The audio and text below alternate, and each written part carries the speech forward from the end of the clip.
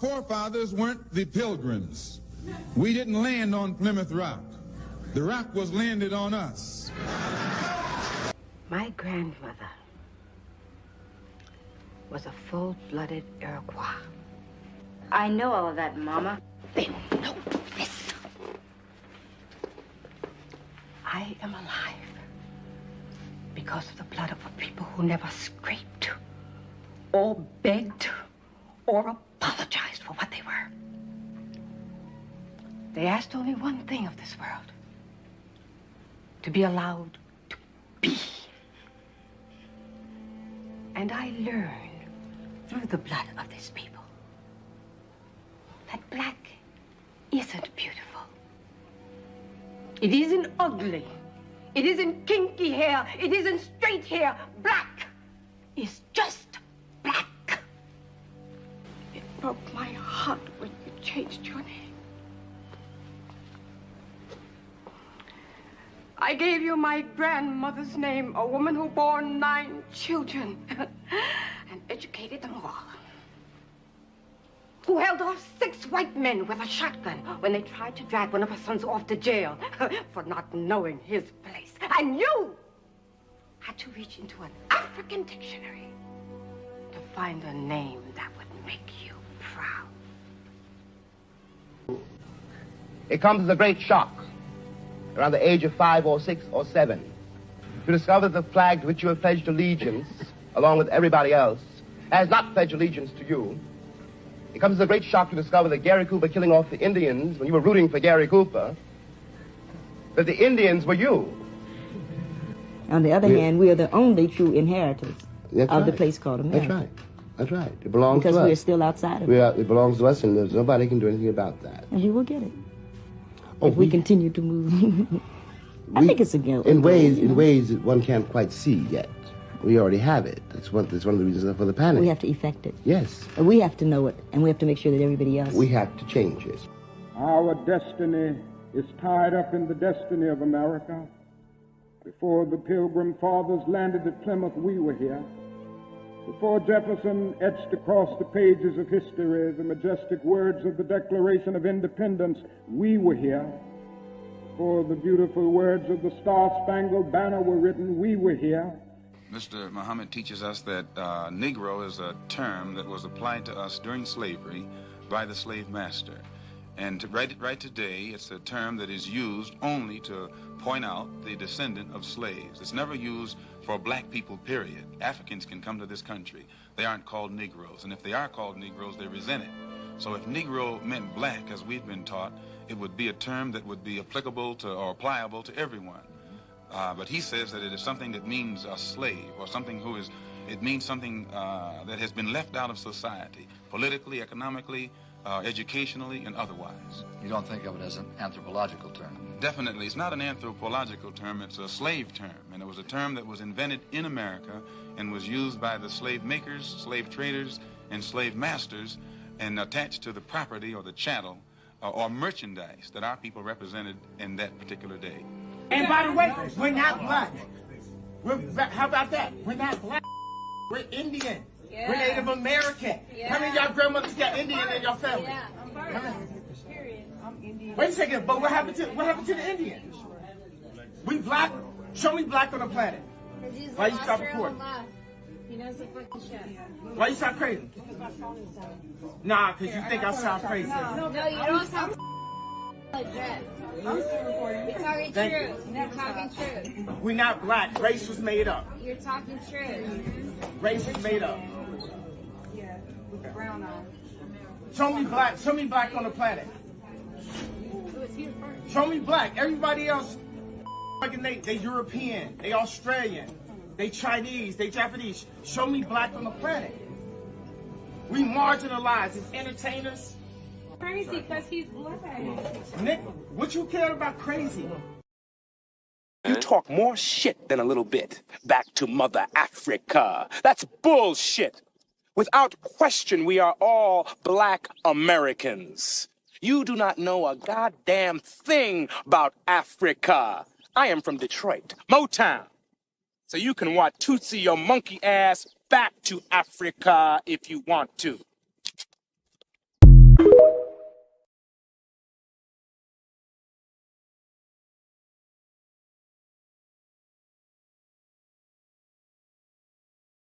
Sorry, y'all know I do this every Friday. What's going on, everybody? Shout out to everybody in the building. All y'all, please come in here and like the video. Please like the video. We got a special guest, Miss MamaNeen. I'm gonna pull her up here in just a second. I see you backstage. I need everybody who've had all these questions, all these emails, voodoo. How do I do my genealogy? Where do I start? Everybody has had a lot of questions. I got a lot of requests for people to come or for someone to come up here and we actually just talk about that. So what I'm gonna do is have MamaNeen come up and speak about not only genealogy but land search and everything, because we're all owed some land somehow, somewhere. And not all, but I'll say at least most of us. So let me also say this. You guys, first of all, like the video, please. But secondly, I need you guys to pay attention. I'm going to do a Q&A at the end of this when I introduce her. I'm definitely going to do a Q&A in case people have questions. I'm going to be posting links to all of her social medias, all of her website. She does conduct genealogy. So if anybody is interested in conducting their genealogy through her, she also teaches how to do genealogy as well.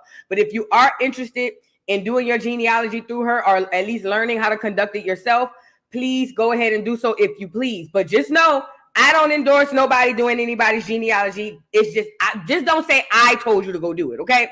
Now, let's move on. Also, it was one more thing I wanted to say. Like the video, because I can't remember. Now, I'm going to read these super chats really quickly, and I'm going to bring our guests up. Thank you, Philly John, for the super chat. Best day of the week. Got my things, and I'm ready to learn. Yes, ma'am. Let's get into it. Y'all like the video, get the video in the algorithm. Thank you to One You Want to Be for the super sticker. Thank you, my love. I saw you over there on Top Cat earlier. I'm going to have Top Cats on next week. What's going on, Radiant Sunshine? Thank you for being a member for 3 months. I look forward to you teaching our people something every Friday. Love you, sis, and I love you back. Okay? And I love you back. And also, Talanda, thank you for your being a member for 3 months. Happy Educational Friday. Let's learn. We were here. Yes. And that's what we need to get to everybody back here. We were here. Okay? I know they taught us in school. They took us off a boat and we all come from some unknown place in Africa. We were here. That's the biggest part. So now I'm going to bring up my guest, Miss MamaNeen. You ready? Okay, she ready. Let me bring her up, you guys. Please make sure you guys give a warm welcome to MamaNeen. Let's get her up here. How you doing? Hey, greetings, everybody. How you doing? Habito, what's up? Peace. What's going on? Yeah. We here. Okay, so I'm introducing MamaNeen to you guys. She is a genealogist, you're a genealogist, right? Well, I like a better term. I had to become one because we around here. So you help people do genealogy. So I feel like that's a genealogist. Yes, so I become the voluntold genealogist for the community to help bridge this gap so we can get to it. Absolutely. She's a genealogist and she also does land search through and somehow connected with genealogy, correct? Yes. Okay. Yes. So what I'm going to do is introduce you or give you a moment to introduce yourself and actually tell the people in the audience what it is you do. Maybe if you want to share an experience you had like you did with me last night when we talked, you know what I mean, with the farmer guy, just so they can kind of get the gist of what's going on right now. So I'll let you have the floor. Okay. Well, greetings, everybody. My name on social media is MamaNeen. Basically, I just started off, really when you think about it in regards to how do we get here, for all of us, if we sit back and reflect, we can look back in our life where it's kind of we've been slowly getting to this spot. I don't think any of us just arrived here. I think, my cultural journey, if you will, probably really kicked off like in high school.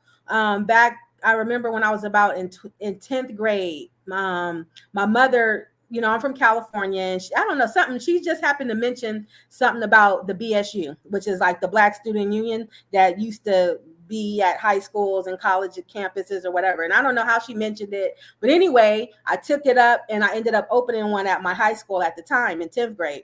And so I guess you can say I've always had a passion to kind of lead our community around culture, whatever I knew at the time. It wasn't much, you know what I mean? But maybe at high school, it was just listening to our Run DMC, I'm proud to be Black, y'all, whatever it was at the time or whatever we knew, I was happy about it and always excited about it and trying to get people together around culture. So I did that in 10th grade, 11th grade, 12th grade, and even in my first year of college. And then I ended up transferring over to Howard and then in DC. So I'm going from Cali, East Coast to the West Coast, West Coast to the East Coast. And then that's a whole different experience, because it's different type of people. We got our thing in Cali. Now I'm seeing East Coast people from the South, people from the islands, New York, getting all just learning and observing like, wow, okay, we different. We got this, we got that going on.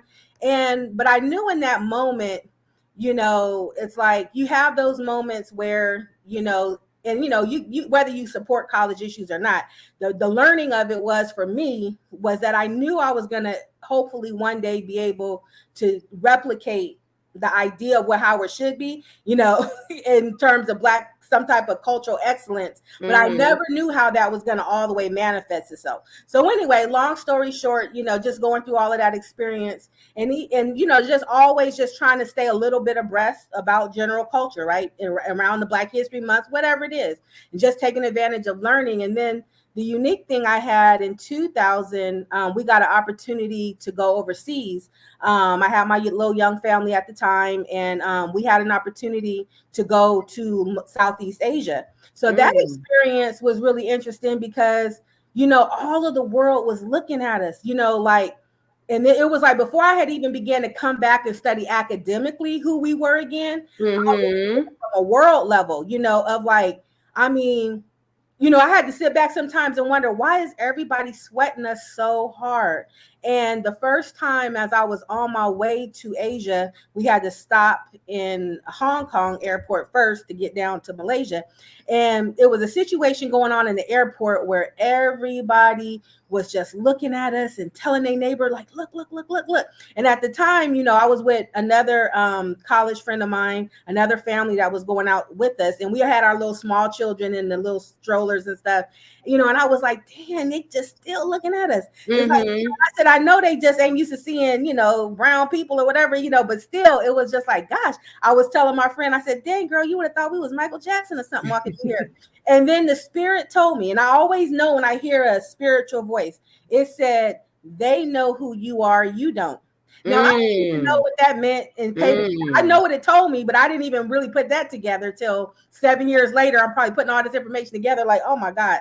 So, you're having all this experience, then you're getting into Southeast Asia, and then you like, damn, this look like some, Black stuff to me. Like, it just, I was seeing stuff, you know what I mean? And I didn't expect to see some things you can kind of connect with, they got a whole, and I'll never forget this thing. We were walking through the mall our first time. We've probably been there about a few months, and we was going through the mall one day, and I saw a little store, little convenience store or whatever, and they had postcards. So I seen some brown skin and some afros. So I told my kids, oh, wait, they got something about us in the bookstore. Let me go look on the postcard. I don't know what, I just saw brown skin and afros. I just thought, I'm coming from the US straight out, so all the afros got to be right.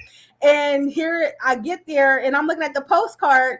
Now this is the original Aboriginal people of Malaysia on this postcard. So I'm tripping because I'm in the capital city. So I'm not seeing them brown colored Malaysians yet, and I'm new. I've only been here a few months and stuff. So I'm like, wait, what?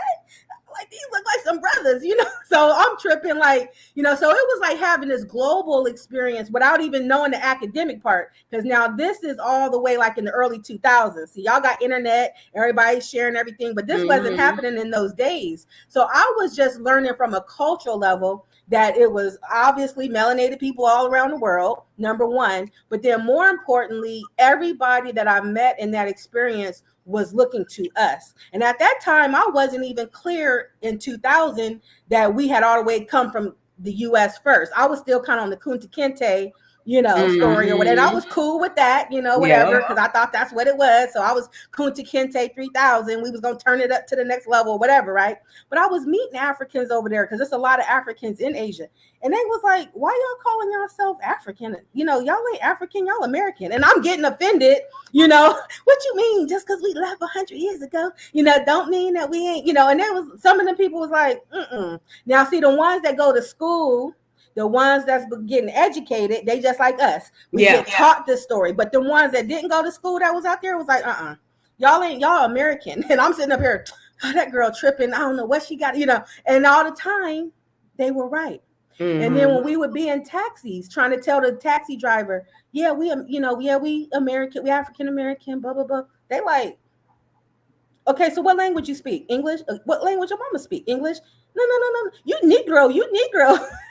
And at first we was like flexing, like, man, they out here calling us Negroes. But then you realize, yes, I am a Negro. Because that's how you understand who we really are in America. Because when you're using this African American term, it wasn't even registering to nobody. It means you just got here. It don't really mean nothing outside of the country, of using that mess here, because internationally, that's not how we're looked at. You know what I mean? So you got to be taught all these things, through education. So long story short, I get back from all of that experience and journey and seeing all this stuff around the world. And still not even knowing about Ivan Van Sertima, blacks in Asia. They came before Columbus. I didn't really even learn about all this stuff until after this visual experience and cultural experience that we had. So anyway, get back with that. Start volunteering for my kids' school once we got back to California. Had a Black History Month assembly I'm supposed to be helping with or whatever. Went and grabbed some books. And when I went to get the books, that's when the girl introduced to me the Blacks in Asia, Ivan Van Sertima stuff, right? And then I was like, and I only came to get one book, Blacks in Science, because I had heard about that when I was in Asia. I read that. So anyway, but she was like, don't you know his other stuff? And I was like, no. So she said, well, look on the wall right here. That she had a poster, and it had all of those images from all the real Buddha heads, all them, and I almost really passed out because I saw all that stuff when I was in Asia, and I kept saying, like, this is Black, like, what's going on here? Because in your mind you try to accept it as an Asian thing, but at the same time, I know as a melanated person, I was seeing melanated people in these statues and stuff, but just didn't really put it together. So I knew in that moment my life was going to kind of change. I just felt this like whoo moment, because I just knew, like, wait a minute. And then all I could remember at that moment, standing in the bookstore, was what my grandmother had, one of my nanas, my dad's mom, we used to call her Nana, what she told me all my life. And that was, we were never slaves. And, I would, oh, Nana, yes, we were. I know what the teacher said. Why you can't accept that we were slaves? Everybody was a slave, Nana. She would just be sitting in the door like, no, we weren't. These are our real names. These are our real names. We didn't get these names from white people, and we were never slaves. Like, I don't know why school is telling you this, you know what I mean? But this is just what it is. But that's all we can pretty much go with it. But all the time, she would kind of stay abreast of what was happening in the news and stuff. So like when I got to my later 20s, she was like, so what do you think about this out of Africa theory? Because she was seeing it come up in the newspapers back in the day. And, she was always like, okay, so what you thinking now? Where you at now? But she would always say, remember what I said? We was never slaves, and these were our real names. And so again, that piece, by the time now I'm coming back to the US, I'm doing this assembly, my mind is opening up. Now we got the internet. So now I try to remember all the stuff the girl was saying in the bookstore, Black civilizations and certain terminology, so I'm coming back Googling, right? Okay, and then my mind just opens up because now I'm Googling. Now I'm getting a couple of videos here and there, and so therefore now my mind is waking up. And I'll never forget one of these first YouTube guys that I found. I don't even remember what his name was. And he was talking about the slave trade kind of being in reverse. Now, this is way before Dane Calloway stuff and all that, So this is before Dane Calloway. Oh, yeah, this is way before Dane Calloway. Okay. This is before Dane Calloway. But the thing that, it took me a minute. I was listening like, and I ain't gonna lie, I had to process that. I don't know how long it took me to to really get it through my head that this is in a backward situation. But I remember the things he was, because I figured this is like 2000. For me, this is probably like 2011, 2010-ish time. So this is before Dane Calloway and all them came out. And because I'm probably older than most of you guys, right? And so then I was like, dang, and then I remembered the names he was talking about, the Coney Indians, different things he was bringing up. So long story short, 2013, I moved to Georgia. And then I'm tripping because I'm seeing these names all around me on the road. Mm-hmm. And I'm like, I live by the damn Coney River. You know what I mean? Mm-hmm. Like, wow. And so when I came back to the South, then the land really speaks to you. Then you get connected with the right people, and then you like, God dang. You know what I mean? And so I had a girl I met as soon as I got here. We just happened to be subbing next to each other in a school one day, and we met. And we've been cool ever since. And she hit me into all of this Aboriginal information and international law, and just was a great friend to kind of open up my eyes and introduce me to more things. So all of that leads me kind of to where we are today, So now I was in my own genealogy search. I had already began, 2014, 15, 16, 17. I'm understanding, okay, we were here, but I didn't know my personal story in it. Yeah. So then by the time we get to 2000 maybe 18, I said, let me get an ancestry account, you know what I mean, and start seeing what my personal story in all of this story is. And so that's where I started kind of getting into the genealogy piece. And then it probably took around the time of COVID years where I then learned about how those ancestral names is actually tied to lands. And then and then it's on and popping, you know what I mean? And I didn't know that going into it. Of course, you just want to know who your family, what your story is. So you can you can know it, you can tell your families, tell your children. And then, like I said, and then understanding that, our ancestors, who were already here are also tied to land resources. Mm-hmm. And then that, and the genealogy in itself then unravels a whole nother part of history, because our genealogy is going to kind of unravel all of American history, because we're going to see a little bit of everything up in our families, and it's going to kind of tear down those original thoughts that we had of what we thought we knew about the American experience. Right. It's funny, you were talking about how like when you went overseas and everybody was staring at you. When I tell you literally that's the exact same thing happened whenever I go overseas. And at first, when I'm blind to it, I'm thinking, oh, well, they just think I'm cute, or I'll be dressed cute. You know what I'm saying? But when I started noticing and paying attention to how people stared at me, it hit different. You know what I mean? Because it wasn't like, oh, she's cute. She got cute clothes on her. It was more or less like they saw something that was unfamiliar, but it's not even the fact that it was unfamiliar. It was kind of like a unicorn, like, oh, snap. You know what I mean? And I've gone overseas a few times. I've traveled abroad a few times, been a lot of places, but it wasn't until I woke up. And this is the thing. I could recall my daddy always talking about his family being Indian. My mama never said much. My mama was just like, we all black. We black. I'm African American. But she come up in the era where they were introducing roots and all of that. So, of course, that's her ideology.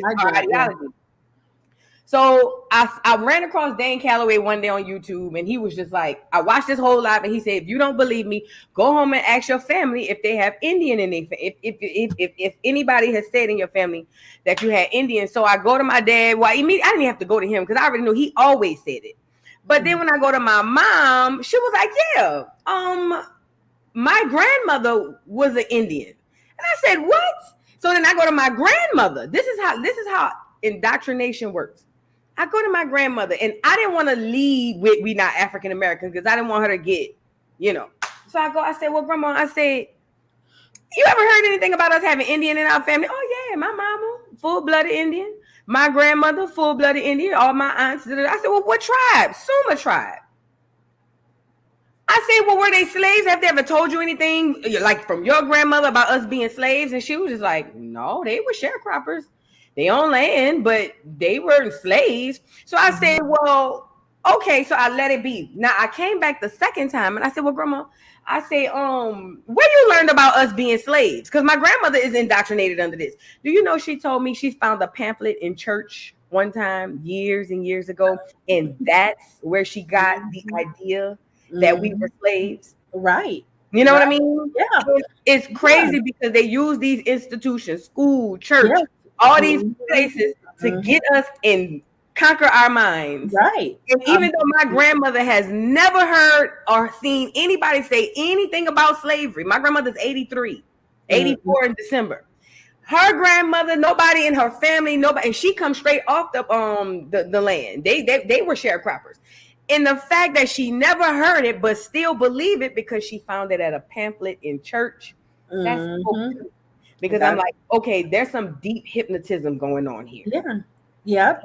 And it's happening in America and it's happening in Africa too. I was, that's where no. It wasn't the video we met on, but it was another video going on where they were, I guess it just happened a few weeks ago up in Atlanta. They were having the Black conscious community or something, has the gathering of the masters or something. And there was a video going around Instagram with Queen Afua, and she's kind of interviewing this other African lady from she's a queen from somewhere. And so she was the queen from Africa, was just talking about her experience and kind of learning about us over here and what happened in her country in terms of what they was telling them in their ear about us and the negativity and whatever. So the girl was talking about this on this little clip. It's going around Instagram.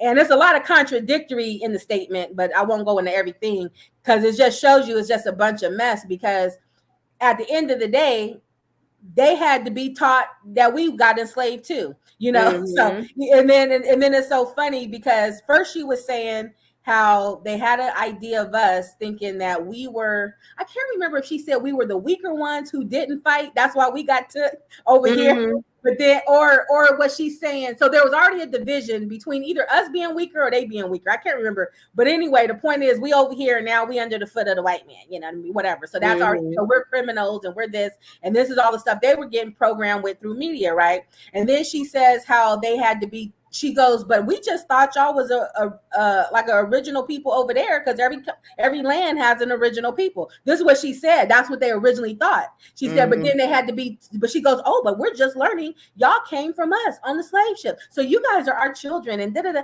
I was like, okay. I'm watching this thing and Queen Afua sitting there letting her talk that shit.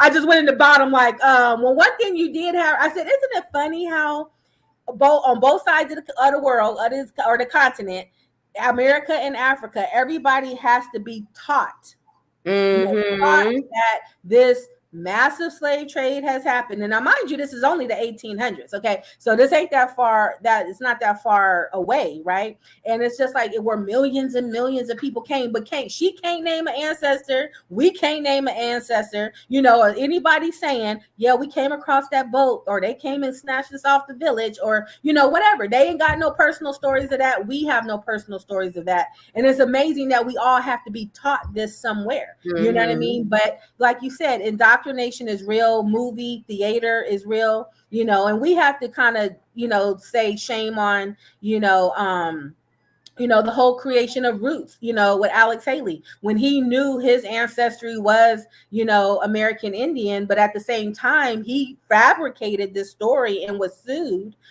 for his contribution of stealing this story from somebody else to come indoctrinate us. But then even within Roots, I guess now that we're learning, about what we're learning now, sometimes we can go back in Roots and you see the clips of the little clues, here's a little thing. Now we know Toby,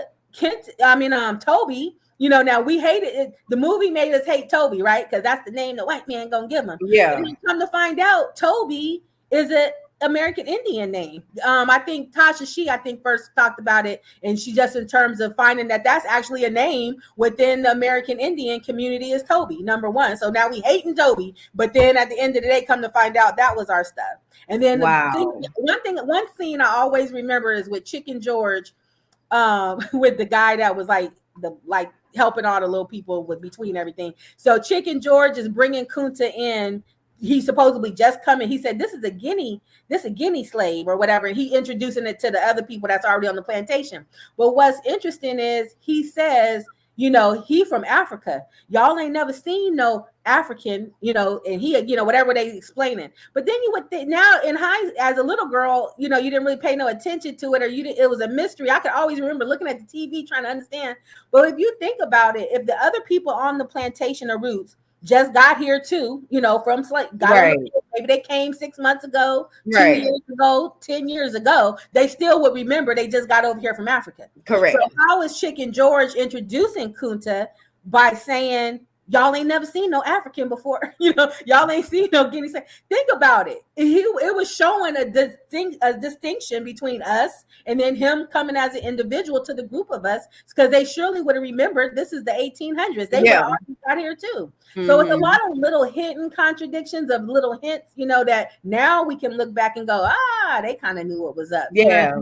But they're all a part of it. And it's not only the media, it's the schools, like you said. Then it happens in the church, you know what I mean? Then it happens through even our own educators, the ones that have been leading our history conversations, your Ivan Van Sertima's, your AJ Rogers, all of these people. Because I'm not even all this smart. And it's just like, okay, so if I could get to this information just from the little bit of studying I'm doing, how y'all got PhDs and training all these people, and y'all, because the more you dig, the more you learn, you know what I mean? So it's inevitable to get back to this conclusion if you really focus on it a little bit. So how you guys have PhDs, triple Ds, and all this stuff, and y'all ain't found out the same stuff, but it shows you they're paid to stay in that same narrative, you know what I mean? And they want to get the check, so they got to stay. And it doesn't matter if Ivan Van Sertima did help us out, he acknowledged the Olmec, or the misnomer Olmecs, but they're Amaru people, those big colossal heads and stuff down in South America. He acknowledged that. He acknowledged the agricultural connection between, and also a linguistic connection between those people and some people over in Africa. But the idea was that he was trying to mean that Africa brought this stuff into America. But the inadequacies of his research, or maybe what he chose to ignore or not reveal to the public, and then I learned this from through Ali Muhammad's research, was that he took that Mende language a little bit more in depth to understand that, yes, there is a connection between that Mende language dialect in Americas and then also in Africa, but the original part of it is in America, not coming from Africa to America. It went from America and went out, because they're speaking a broken dialect of it in Africa. You know what I mean? And so then also when you look at our agriculture, look at all the religions, the corn is the, food for all the gods. That came from here and goes out. It doesn't come from Africa in, you know what I mean? So now it's just a great time to be alive, through the internet, where, even though, there's some drawbacks with social media, we've been able to really pull together a lot of information in a short time to really get the story straight. So, I just commend all the people that have put in the hard work, help bring up all the primary resources and the books and the journals and primary resources, the archaeological evidence, the DNA evidence, not just, our fill-in information, but real factual context, that we've been able to really put this story back together. But we have to be careful, because, I even just noticed based on something the other day, Google is always changing the information. Yes. Because on that post that I mentioned with you with Queen Afua, right, that I was talking about. So this guy coming back after me with this blah, blah, blah, blah, blah. And I'm going back to him, blah, blah, blah, blah, blah. And I just realized as I was looking at something, even within the last year, like if you put in like the oldest mountains or in the world, the Lauritania Mountains of North America that goes down into the Rockies, that is the oldest mountains. And that's been that way for years. But trust me, you go in Google now and put in the world's oldest mountains, now it's going to say that it's South Africa.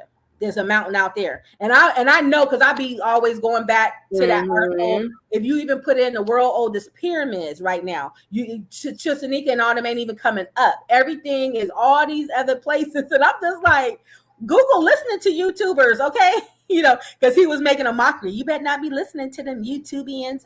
Yeah, Google listening to the YouTubians. That's what bringing up them primary resources and them books from the 1800s and 1700s. And now y'all going switching your Google to still try to keep this narrative. So everybody around the world participates in this story. You know what I mean? And so, you know, and gets an advantage. But then why?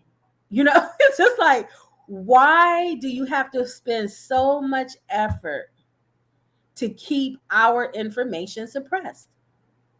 You know, just why? Why do you have to spend so much time with it? Yeah. But our information, and I guess I never really, well, I still can't say I know exactly why.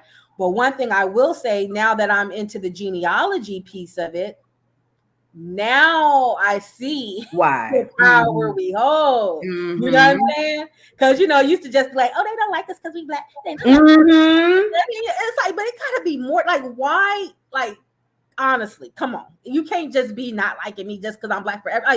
Like, why is it such a big deal to keep us, you know? And at the same time, they're trying to keep us under their foot. You got everybody still trying to come here. Everybody trying to take advantage of the country. Everything, you know. And I just, like I said, if we got our story straight, this disrupts. So this disrupts everything. It just disrupts all of almost, I mean, a lot of times the world history, but really, like you said, it's really almost world history gets disrupted. All of it. Let me tell you something. This is why I know you're not lying. I was a history buff in college. I took every history course you could take. I wanted to. I love history. Okay. And when I first realized that we were lied to, I've always, as a kid, I always used to tell my mama, I said, well, mama, if Africa is the motherland, why they ain't go over there and leave a couple of them over here? Why they didn't colonize over there like they colonized over here? I used to always have questions. But as time goes forward, I know Google, for one, updates at our voice. They listening to everything. That's why you can go online and you see advertisement for things you were talking about. Because I remember during COVID, they were saying at the very, very beginning, because I had it like right when they announced it, and they were saying at first, oh yeah, just go ahead and get some sun and vitamin D and blah, blah, blah, blah, blah. Then it updated to use some Lysol, sun, vitamin D. And then one day, right after they started with this vaccine stuff, it was boom. Everybody, the only way to cure it is through the vaccine. And it was at that moment I knew that they update Google as the narrative. And then on top of that, we have been on this channel. I have this thing. You see my acorn earrings. So I was trying to get average people to understand that Black Americans are different from other people, right? That was my thing. So I was like, I need to find a way to make it catchy so people can understand that, hey, we're all Black, but we're different. We're not, you know what I mean? Like, we're not the African. We're not the Afro-Latina. We're different. So I found this because I was thinking about this part in the movie. Check it out. He ain't even from Acorn. So, and I used that because I remember I used the example of when the old boy came into the projects. And her brother was like, he was like, yo, that AP fat in the back of your head. And he was like, oh, for real, you like it? And he was like, yo, hook her up. And the girl was like, he ain't even from Acorn. I said, see, she knew a distinction right then and there that even though we all Black, he different. You know what I'm saying? You that over here a lot. We'll tell somebody quick, you ain't from Acorn. We drop acorns wherever we go. And it's just to like some kind of FBA type thing. You know what I mean? Yeah. I'm saying that to say Google updates everything because they're listening to everything we say. And because I know about distinguishing us from other people, I'm starting to find now when I go to Google people's ethnicity, everybody's a Black American. Exactly. Everybody is taking us over. Exactly. That's what we definitely have to be wary about, you know, especially younger generation, because let us be very clear. Black people really just meant us in the United States. Other cultures who are brown skinned did not call themselves Black. Okay, nope. I'm sorry. And they say it. And I hate when I'm watching people like the younger groups, 20-year-old, 30-year-old, arguing on TikTok about stuff. And it's just, I just sit here, I can't even take too much of it because they're so young. They really don't know the reality. Like I'm older, so I'm like from the 70s. And so I know that everybody in my age group and beyond all heard about somebody being Indian, you know, whether it was, even if it wasn't in your family, it was your best friend, that wasn't even like, so now when I see people arguing on YouTube about the stuff, it just shows you're too young because you don't even know. Just if you were just another generation back, you know, all of us heard these things. Okay, it wasn't even like it was a big deal. We weren't even really trying to really do nothing with it, but we all knew these stories. I mean, literally, my best friend father used to have a damn headdress sitting in the corner on the floor. And then I couldn't understand, how y'all Cherokee? Because your daddy looked like the Isley brothers, because he did. Right. And he looked just like the Isley brother, man. And I'm just trying to understand this, Cherokee thing. So she was Cherokee. My best friend from Oakland, they was from Alabama. They was noted to be, Indians from down there, and then my grandmother just said we weren't slaves. So, you had all this stuff. We were little girls coloring on the porches in the summertime and doing our stuff. And when she had the brown, you knew you had to get the Indian red, or you had to get the chestnut brown, or you had to, these were all around us. We seeing this stuff. This was not, now they didn't took them crayons out of circulation. You know we talked about that over here, the Indian red crayon. And it was brown. It was just another option. Oh, I got it. Hold on. Go ahead, keep talking. I'm gonna pull it up so they can see it. They know they've seen it over here though. So we saw all of this stuff growing up. You know what I mean? So it's just like, it just doesn't make any sense. And so as like you said, when this indoctrination comes in, a lot of the elders just kind of sitting back like, we don't know what's going on, you know what I mean? And it's kind of like, well, just whatever, I guess, but a lot of people, we just, some people were really tormented, from keeping their cultural identity known. And then, but then a lot of us left the South, we go up north, we go out west, you know what I mean? So you really getting further away, from the culture too. So you just kind of just trying to whatever, you know what I mean? But it's always somebody in the family that's trying to keep a little bit of the information together. You know what I mean? And so a lot of us that are probably here now, oh yeah, there go that Indian red. There's another option for us in brown, and so, but a lot of us that are probably here now are probably those chosen ones in our family too. That is our responsibility. We've been chosen. We have an interest in this, and we have to pull together. Sometimes we feel like the black sheep because only you want to know. Don't nobody else care half the time. And you wonder why everybody else isn't passionate about it. But then you realize that this is a lot of our story, and so we kind of have to find a micro family here, to support each other in the information, and so that you can go back and tell your family and go back and help lead your family reunions and help to document your information and make sure everybody really knows what happened and get the story straight. So, it's like I said, so despite the unfortunate situation, it's a great time, because now we have information at our access, at our fingertips that our ancestors couldn't even imagine. You know what I mean? Right. A lot of times, even for the genealogy, you probably had your grandmother had them Bibles and stuff, and they probably had a few generations back. Some families got more, 5, who knows, 5, 6 generations. It just depends, but you got a little bit of something in there, But a lot of those elder stuff, we didn't even take it serious. So, they passed away. We was too young to think about, we better keep grandma Bible. You know what I mean? I ain't no telling how there's so much stuff, the pictures that you used to come into the house and see all these people on the wall, that you took for granted. Now you're like, dang, I wish who got the pictures when they, when they went on, you know what I mean? And all of that stuff, you're like, oh my gosh, but we got to kind of like reinsert this culture coming back, you know what I mean? Because I know a lot of us don't put the pictures on the wall because all our pictures is in the goddamn phone, you know what I mean? So we got to make a real effort to make sure, because when your children are walking around, they need to see the same stuff, you know what I mean? And you got to have a family book, so I'm even kind of moving that into some of my genealogy services, because when I'm helping people and I'm giving them their names and the records. It's like, okay, now don't leave that mess just sitting on the computer. You know what I mean? Y'all got to get this stuff and move it into like a book or something so you can really share it, with your family and talk about it and all of that other stuff. And so, so anyway, those are just things that we really have to do, but we do have access now to information. So it's a good time, because they've been hovering, and because we don't know how long we're going to have access now, because they have been hovering our records for a very long time. And that's where I want to go.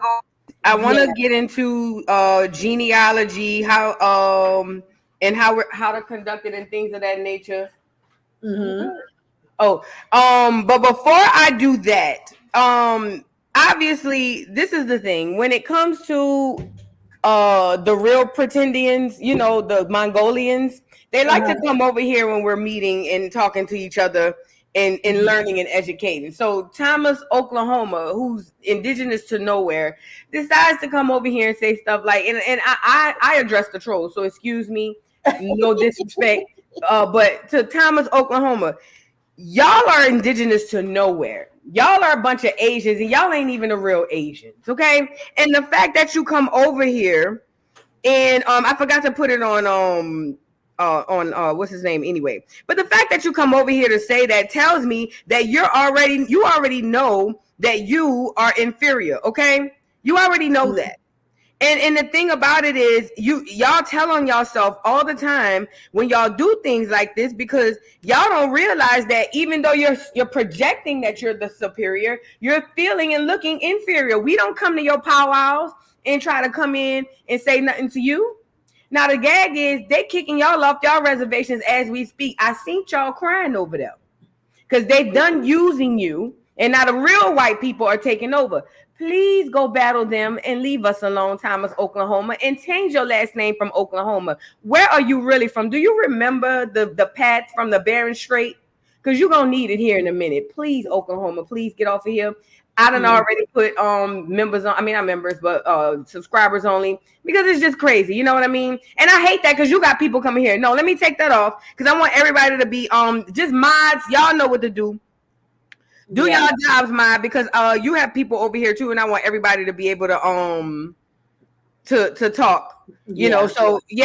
chat. But they're gonna keep. These people are gonna keep coming around. But I'm telling you guys, look. Once you get your genealogy and you really start tapping into your ancestors and you get tied to this land, do you think I even care? They are such a joke. They are. And it's like there's just nothing else to talk about. Okay. Because I'm not here, I don't have to prove anything because your genealogy is going to position you how you need to be positioned, right? Especially when you get them names tied to the land. There is nothing else we need to talk about, right? Even if one do come around on my channels and stuff, I'm like, look, if you ain't got no land, baby, don't even talk to me, okay? Right. They living on them damn reservations. Stay away from my page. I had got on TikTok about a year ago, and I had maybe one or two try to make a little comment here and there, but really, they don't be on my page because all I deal with is just genealogy and land, and then there's just no discussion. There's just no discussion. Okay, I don't have to discuss anything to you. Are you on a reservation or are you on your patented land? And if you're on your patented land, then kudos to you. Okay, just like anybody else, any other culture, anybody else. If you got your patented stuff, you know what I mean. I can't say nothing about it. You know what I mean. But that's what you got. Okay, cool. But this lets you know once you tap into the land piece, the only true American land titles of the whole dang country.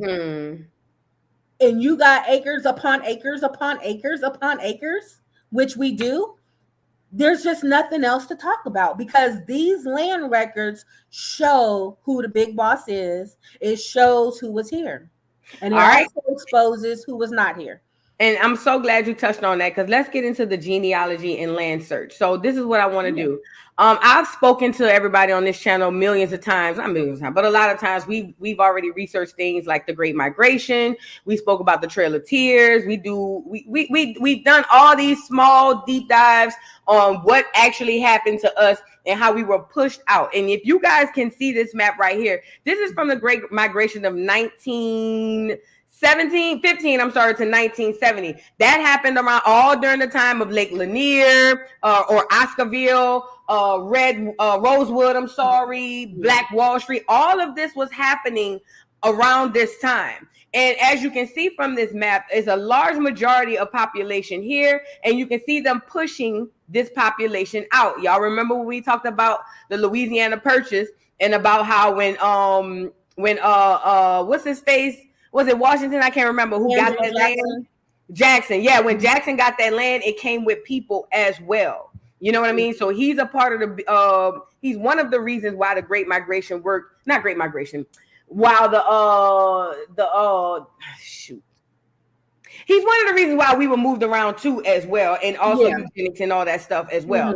So I want to talk to you about genealogy. So if let's just say I'm a person, I'm a regular person. I'm hearing about this Indian stuff. My grandmother told me, girl, yeah, we got Indian. You full. My mama was full-blooded Cherokee, and I want to get into this genealogy. How do I get started, and what are some resources that I can use to get me there? So let's get into that piece first. Okay, well, the first thing starts just with what you gave testimony to earlier today when we were talking. You went back and talked to your family. That's the first step. Mama, what you know? Grandmama, what you know? Granddaddy, what you know? Auntie, what you know? Take down little notes. You know what I mean? Make little notation, and just, some families, some people don't have elders to talk to. So, we understand that. But just say if you do, whoever you do have around, just talk and get some general information first. You know what I mean? Because you just got to tap into it. And some of the things you want to understand is not only, like you said, some of the things about, had you heard we were Indian or whatever, but also just making sure you know people's names. Sometimes you've been calling people auntie and big mama, and you never knew she really Martha Lee. You know what I mean? And you need to make note of these names. Make note of whatever you do have, and then you just ask those general questions, pay attention to first names, last names, and make sure when you're talking about any of your immediate women to know their maiden names. Maiden names are very important, as a part of the search. And so then you also want to pay attention as you're talking to the general things in your family about your family migration patterns. Sometimes families, they always been in Georgia. Sometimes Louisiana people, we was here, but then we moved to California. You know what I mean? Kind of know where your people went to, or y'all went from Virginia up to New Jersey. You know what I mean? Kind of know what's happening, because later on when you start going into the online searches, some of that information is going to come in handy that you got from your auntie or your mama and them, right? So first, talk to your family. That's the first step. And then, make note. You can, now we got the phones, you can record it. They ain't even got to know you're recording, whatever, and go back and write it down later. You know what I mean? But again, some of the key things: first name, last names, middle names, if they know, or any initials, you know what I mean? Anything that was special about them that they can remember. Oh yeah, they was a soldier, or they was in the war, just little stuff. Make note, because later on when you seeing all these James Johnsons and you got to discern, is this your relative or not? Some of those tips to know, oh yeah, they did go to New Jersey. Because a lot of times we think our family always been in one spot, and you didn't know they only been there for 2 generations or 3 generations. They really came from somewhere else. So sometimes what you think is your family story, ain't always what you're gonna find when you get online. So do take everything with a grain of salt, because different mysteries gonna come up, once you start searching. Somebody might find out, they daddy ain't they daddy. It's a lot of stuff that kind of happened. I thought, this and that, and I knew something was funny, so it's gonna be some stuff that, who knows, but it all first starts with getting in touch with your family and talking, and then making note of that information. Then you want to take that information that you gather from your family and then look at investing in one of the online research engines. Now there's paid sites and there's free sites. So, you got to have a budget a little bit to do that, or you can just maintain on the free stuff, but it doesn't maybe have everything you need, but you can kind of get started searching on there. Family Search is one website that's free. However, Archives, which Ancestry.com, I'm sure a lot of you have heard about that one. They also do DNA testing. Now, we're not talking about doing the DNA test part. We're just talking about using it to search out your genealogy, which is just your family records. Okay. None of this has to do with DNA searching, but Ancestry has different account levels you can purchase in at. So you can explore their page about that. But if you have a local library in your town, Ancestry.com can be used for free. Okay, so you can just go there on Saturdays or whatever and get going if you don't want to invest in an actual bill right now. But if it did boil down to you keeping your BET, the cable bill, or this Ancestry account, right now you need to be tapping into this Ancestry account, okay? Because this is where the real unfolding is going to be. And even if you just do a deep dive for 3-6 months, you know what I mean, it's going to be worth all of it and more. So you want to take that family information and start plugging it into the online genealogy search information, because that's going to allow you an opportunity to build on what your family knew. Okay. And you're going to find that you'll go even probably further back and tap into more information than even your family knew. Okay. Because they just might remember 1, 2, or 3 generations ago. But some of these websites can get you all the way back sometimes to the 17, 16, 1500s. So now all of your lines may not be that you may not get back that far on all of your lines, but some of them you very well may be able to. Right. And so really quickly, I don't mean to cut you off. It's so funny. My business said, because that's literally my story. My business, let me go back to this comment. My business said, I thought all these years, let me find your comment. I want to share this because this is very important. My business says, thought I was NOLA for multiple generations, but found out on Ancestry that my people came from Alabama and Mississippi and been in NOLA since the early 1900s. There had to be a mass influx of people from Mississippi and Alabama to New Orleans, because remember, that's a big city coming from the country. They had to have literally a mass influx because my great grandmother came with her husband from Mississippi. And I'm thinking, we New Orleans born and bred, you know, my mama from here, my grandma from here. And I found out, no, well, my grandmother was born here, but her mother came here right shortly before. And that's what this research does. It helps you connect these dots.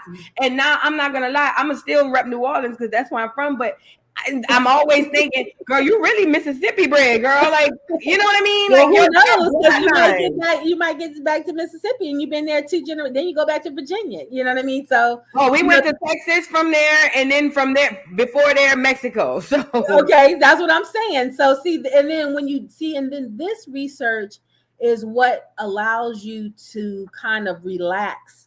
I know we have such a thing, you know, what tribe you from? What you did? And it's like, well, maybe in the 1800s we might have been doing this, but then, like I said, then from before that we was over here in Alabama, so we was that. So how can you always just say what you are in this one type of thing? We try to pressure each other on because we've been moving around. You know what I mean? And the further you go back, just like we got misnomers on us now, they had, you know, they was being called this here one time period, they're gonna be called that. Now they over here in the, you know, 1600s in Virginia, they might be called something else. So, you know, sometimes you got to stop tripping. You know what I mean? We be tripping too much and we're not this, we're not that. I just be like, we all of that. You know what I mean? Because, you know, at the end of the day, you know, I don't care about what people choose or how they choose to identify. But if these names was here, you know, then you hear, you know what I mean? And so, and however you want to identify that, you know, kudos to whoever, you know what I mean? But I have the same story because my last name is Labuzon and we from New Orleans too. And I thought, okay, yeah, we've been in New Orleans, we got that's all it. And then I found out my 3rd great grandfather came into New Orleans. Now, my migration pattern probably 100 years before yours, but in 1800s, and when he was late 1820s, he came to New Orleans from Georgia, and I was like, what in that? I almost fell out because I'm like, I thought we always been in New Orleans. I was like, right. What? in the heck? Because now my first great grandfather moves to California, even though my grandfather is also born in New Orleans, but he brings himself and his wife and his children. Then they come into California. So then, of course, I'm from Cali, but the idea is that we always been in New Orleans. You know what I'm saying? And it's just like, what? Yep, that's how it goes. And you know what's crazy? On my dad's side, I'm finding out that his great grandparents. Now my daddy's born in 1953, so his great grandparents came here by way of Florida.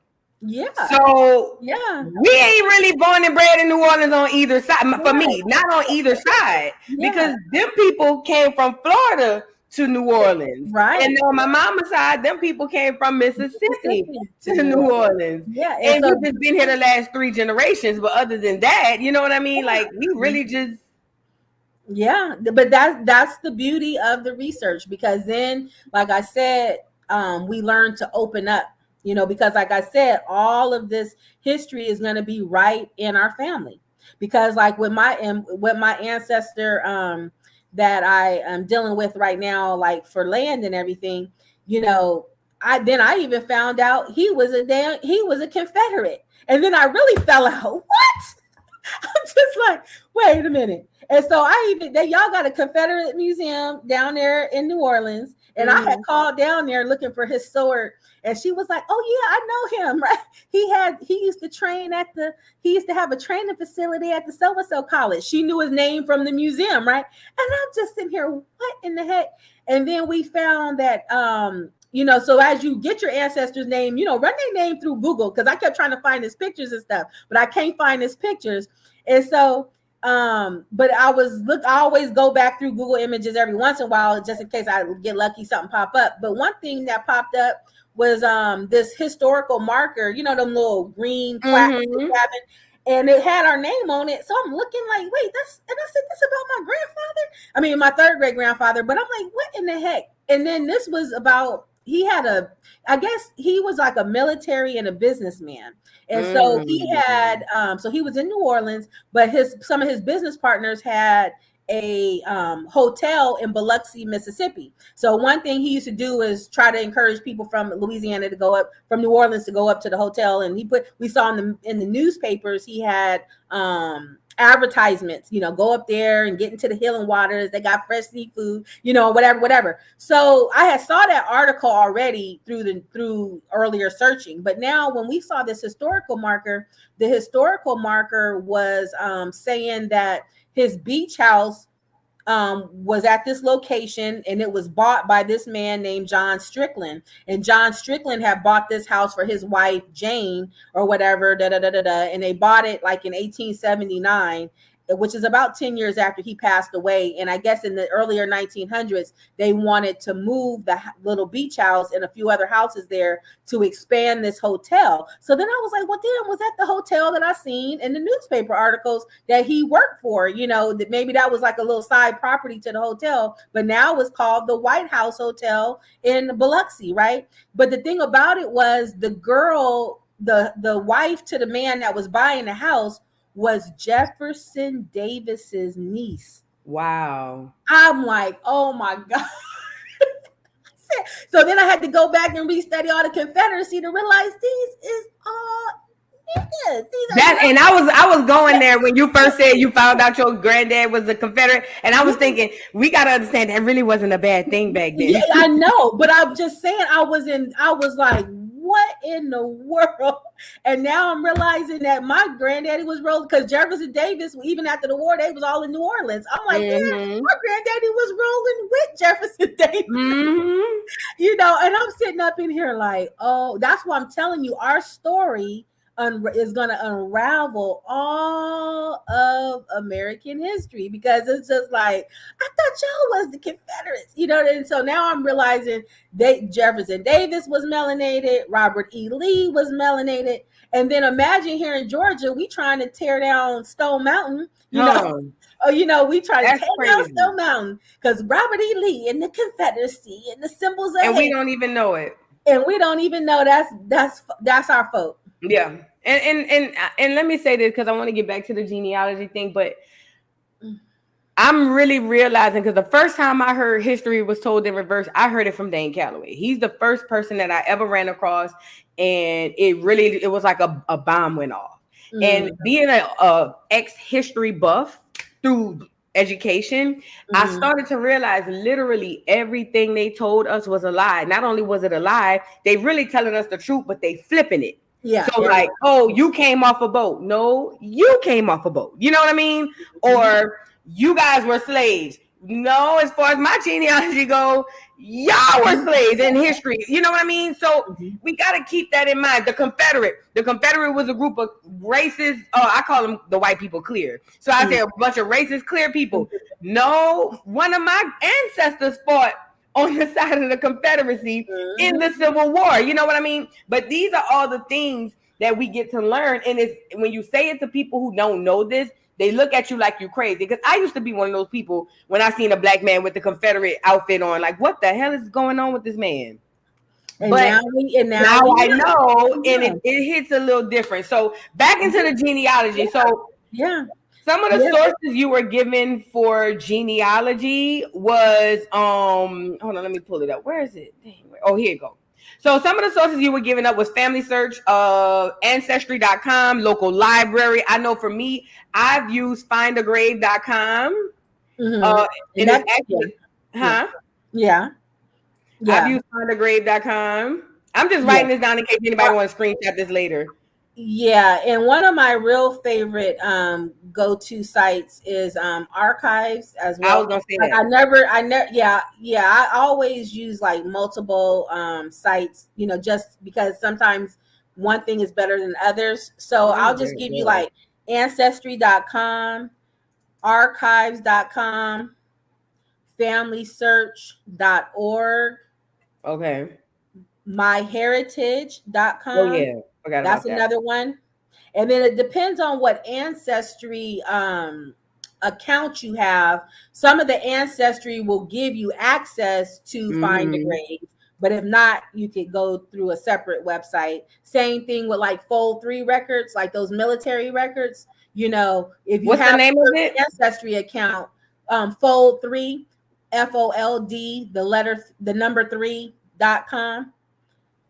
That gives you a lot of the military records. So I was able to find like my enlistment records, like for my grandfather being in the Confederacy. And then so my second great grandfather was a private in the Confederacy. My third great grandfather, he was a brigadier general. So he was at the top of that chain with Jefferson Davis, like I said, in New Orleans.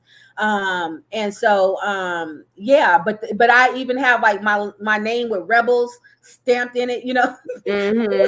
What in the heck? So that's something there.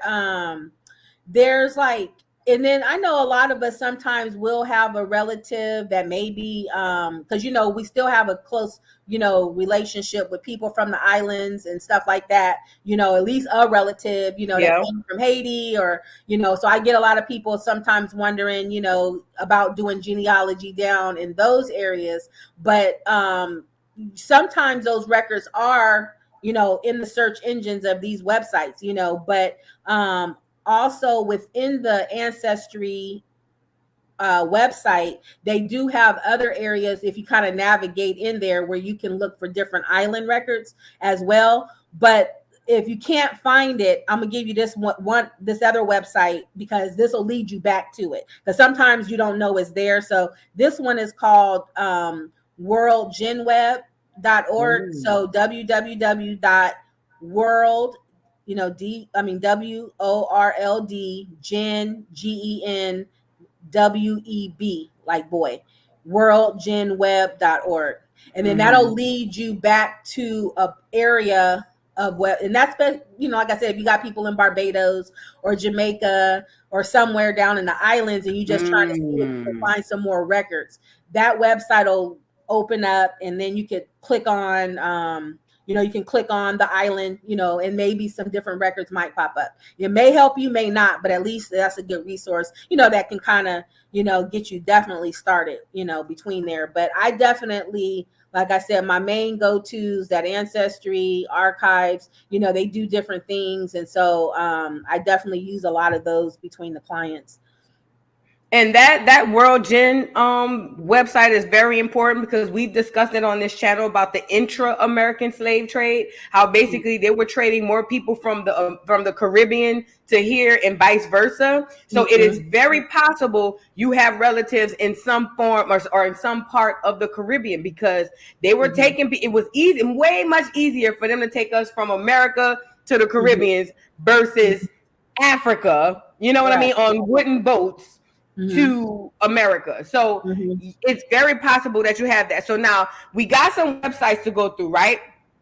So we go through these websites. And I also forgot the Dawes rolls and all the other rolls, and then also the census. These are just your search engines, just to go back. Then you have all those other rolls, Dawes rolls, Henderson rolls, and different rolls that you can then look for making some of the Indian connections, and then also through Ancestry. Once you navigate in Ancestry, you'll see that they also have an area where you can go to Indian census rolls. So you just got to kind of take your time and really get familiar with the website, because there's still a lot of information within Ancestry that I'm even constantly learning, like, oh God, I didn't know they had this. I didn't know they had that. So it's a patient process. Okay, guys, it's not going to be necessarily overnight, you know what I mean? But some stuff is going to maybe come really easy. Other lines may be a little difficult. They might not get as far back as others. But when you do get frustrated, you looking even up for 3 hours trying to penetrate something, just relax. And what I've done in the past, I just moved to another side. You know what I'm saying? It's like, okay, I'm blocked over here. Let me stop stressing out. Let me go back on my mama's side. You know what I mean? And just figure something out over there.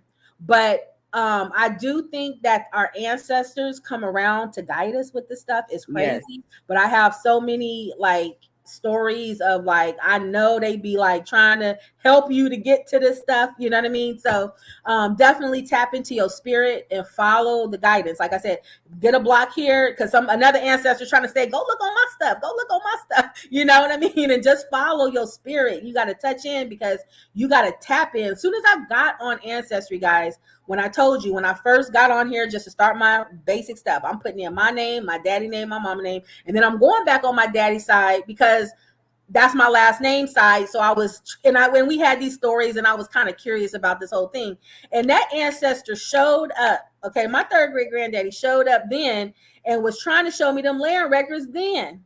I didn't even know what, and they actually popped up as soon as I started seeing his name. I didn't even know what they were. But he's been trying to show me this stuff. It took me 2 years to even hear about land records, but that was the first thing that popped up for me when I got on Ancestry. I think they was just waiting, will she get online? Right. And so into this stuff. Let me ask you a question. How does genealogy connect with land records? So you do your genealogy, you find out who your people were. Let's say you get all the way back to the 1800s. I'm just using a time frame. How does land records come into play via genealogy? Okay. Well, I guess you kind of got to go back to understand what was happening in the country, just from your 1600 time period, 1700 time period, 1800 time period. What was going on? We know we had a lot of different things going on, right? People coming in, interwarring. Don't act like all the Indians was just here getting along. Stop playing with yourself, okay? Okay. But we had all this stuff going on, and they had to get to a point of realizing. Now I know when we talk about lands being taken and people being moved out and different things,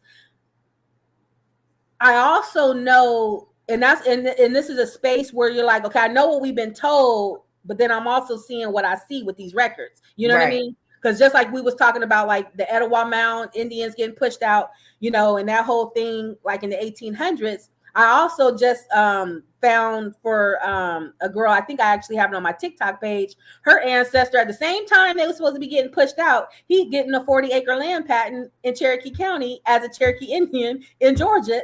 At the same time the Indians are supposed to be getting pushed out. So it's a lot of complexity of like, I thought you said everybody got pushed out. So how they getting land patents, as Cherokee Indians in Georgia at the same time? So when I'm getting into people records, even outside of just my family, but other people, I'm like, this story, like, so I can't all put it all together. But what I am saying is that because of all the moving around and whatever, somebody decided we got to organize this land. You know what I mean? Because I know, how sometimes people say, oh, why do you have to have a land patent? The land patent is just, the land is for everybody and da da da da da.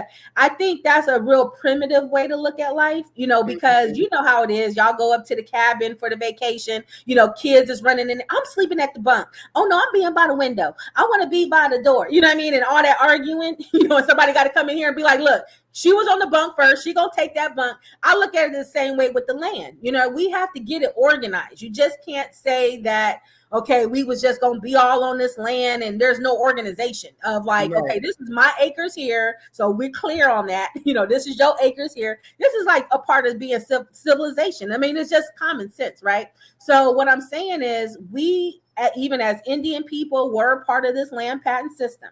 Now, there was some duking of Indians, I think, probably in the more 1900 time period, when the NAs and all that other new history starts, where maybe there could have been some lands or Indian land allotments being re-put back under the U.S. corporation under a trust, and some people could have lost some stuff there. I'm not saying that didn't happen, but you got to understand this land patent thing go way before that. Okay, so then what's happening is this land patent system was being issued out to the people who were here in the country. So you're going to have people with 200 acres, 100 acres, 80 acres, different things going on. And there's different types of land patents. There was some that were purchased through cash.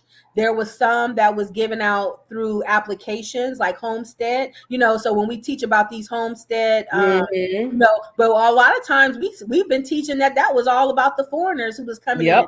No, I'm telling you, I went and pulled up nigga homestead papers right in DC, and I see. And what's so beautiful about this, guys, they have all of these records. So I went up to DC. I was in DC at the National Archive building, looking at some stuff on my ancestor and learning about, these records and whatever. And so my ancestor had his land patent under a cash purchase. But so he didn't have to fill out an application, but they actually had a receipt that was issued once they exchanged the money. And then what happened with cash purchases is that once a person paid their cash, they then had to wait 4 to 7 years to see if they would actually be granted the land patent. They wanted to make sure you did and you cultivated the land and was doing what you said you was going to do.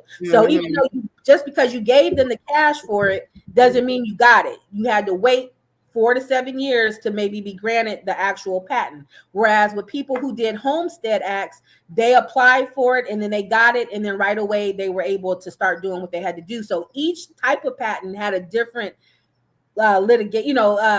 issuance behind it. And this is very important when it comes to litigation, because as I'll talk about later, in me fighting the companies that are on my land, when they created these little fake contracts, they didn't know these rules.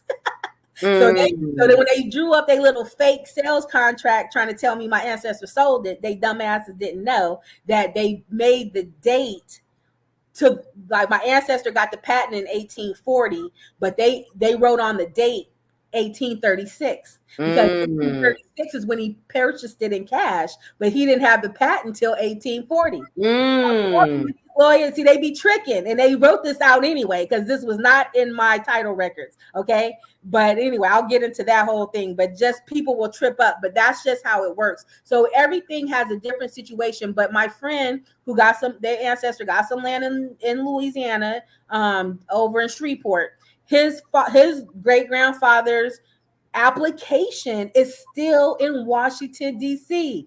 And it's beautiful because they wrote it out, and they understand, and this is our land and we're not going to sell it and all this, whatever. And they're writing, and it's their handwriting. And you can actually make copies of these records and have them for your family and all this other great stuff. So see, we've been so bombarded that all our records was destroyed. All this was destroyed. Now, remind you, your county might have had these little fires, but these land records is in every state archive building. Okay, so every state has a archive building for the state. Okay, so it is in there that your land records can be put onto the machine under the microfilm and print out. Okay, every state has an archive building. Okay, and so then that's where you can look. You don't have to worry about your county record issue as opposed to the National Archive for your state archive building. Okay, and then we also have the National State Archive building in Washington, D.C.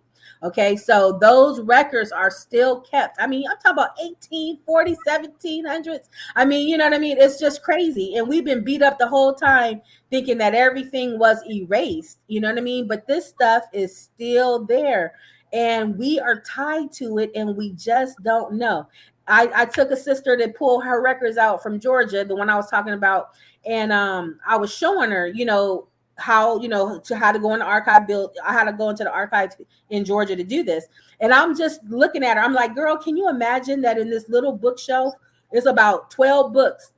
I'm like, this is about $1 trillion in these books, I mean, these are like little 4th grade books, it ain't a lot. You just got to know your people name, know where to search and stuff like that. But it's like, once you got them names, now you come get their treasures. You know what I mean? And I said, can you imagine all this wealth that's just on this sitting there? It's just sitting there.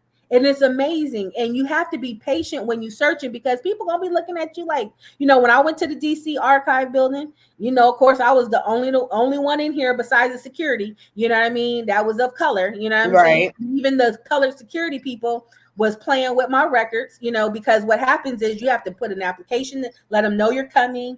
They're going to give you an appointment date for the state archive, for the Washington, D.C. place. So I had to kind of let them know weeks in advance. I'm going to be out there on this date, try to get it set up where I can come and set up my little researcher card for 15 minutes, do a little stuff on the computer, take your little picture or whatever, and then you let them go get your records or whatever. But basically, you let the girl know on the first floor, I'm here to get these records, da-da-da-da-da. And then she puts in a queue. I guess they got researcher people. They'll go pull them off the shelf. So you just got to go up to a second floor and wait in this waiting room, and then they'll bring your records there. Do you know they brought my records there, and them security, our people working the desk, didn't even tell me. And I'm sitting up here, and now everybody else they catering to, all the little white people, white clear people coming in, oh, here, ma'am, here's just, and I don't know. I'm just sitting here waiting because it's my first time. I didn't know like what to expect. But there was another genealogist sitting at my table.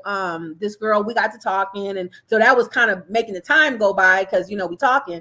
But then even she was like, it is way too long for you not to get them records. I think you need to go back up and check. And so when I did, come to find out, they had me waiting almost like 2 hours. Wow.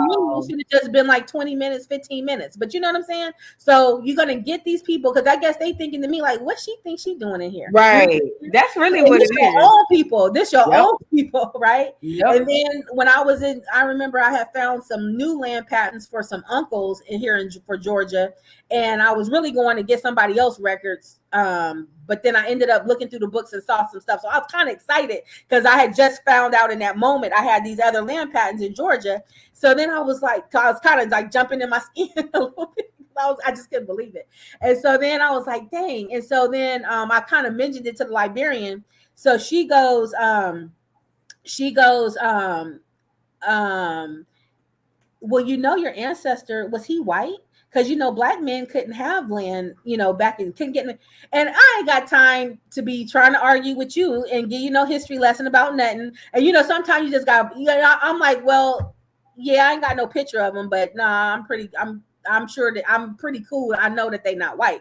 You know what I mean? But she, in her mind, as this librarian, she's just like, because a black man, they wouldn't have been able to have a land patent. And if they did have it, they would have got half of it taken back. Now, who told you? I'm just sitting here like, they're miseducated just like us. I know, and that's why you have to be patient. Yes. Right. And let me say this, when y'all doing y'all genealogy, it's gonna be a lot of things that you're gonna assume that your ancestor was white because of what you've been taught. You know what I mean? Right. So please don't assume that because your great ancestor, let's just say, came from Europe, that don't mean they was white. They had a lot of black Europeans come here too. You know what I'm saying? So you're gonna run across things because you've been indoctrinated to believe that black people had nothing and all the white people had everything. Don't just assume. You know what I mean?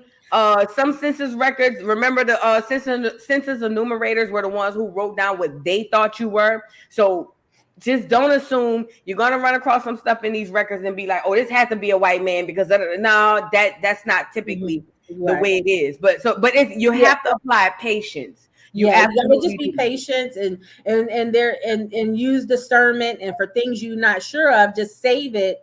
And because you can always save your files, and I would also recommend printing them out. And then eventually, if you need to double check with other people or whatever, just kind of cross-reference, maybe look in other websites to see about different confirmations. Because to your point about issues about sometimes seeing the W as a part of their racial identity. Now, in different parts of the country, in different years, our ancestors sometimes were under W, because W didn't always mean the way we see a W now, right? When we think of a clear person, W was a status. Okay, right. My third great grandfather, for the census I had seen him on, he was under W, and I was sweating bricks because I was like, oh man, don't tell me that because I was nervous. You know what I mean? But all my other people around me was like, no, but you got to understand, that wasn't good enough. I was still nervous because in the family, like you said, when we talked to the family, we kind of had this story that because our last name was French,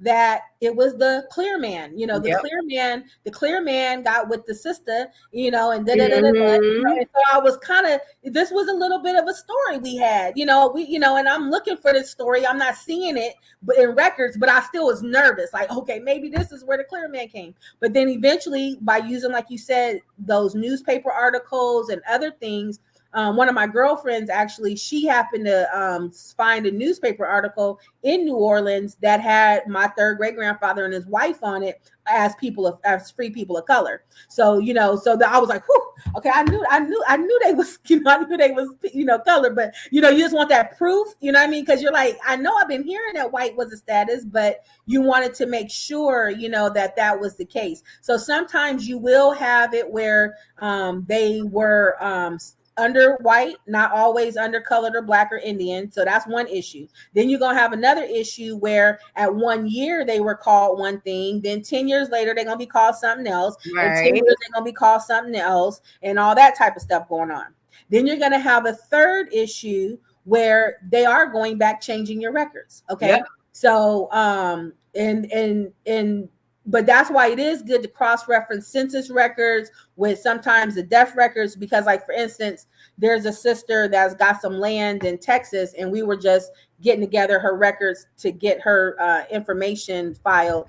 And so we were looking at some of the genealogical records on Ancestry. And so it was funny that we noticed so I forgot if it was her second great grandmother or whatever, but the grandmother that leads to the next generation that had the land, it was funny how her death certificate, instead of being handwritten, it was typed.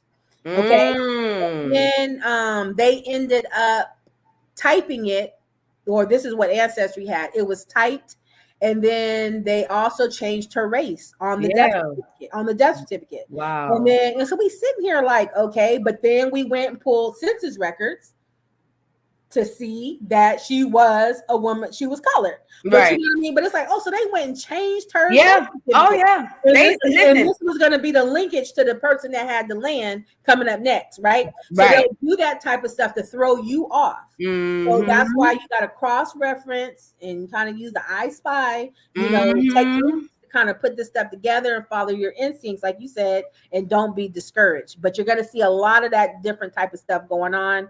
But again, you know, remember, you're looking at death records, marriage records, newspaper articles, all these different things that kind of help put that story together ethnically, but just Right. don't be stuck on one thing. And let me say this too. I don't mean to cut you off. No. Me and Miss Parker was talking about this earlier. Names.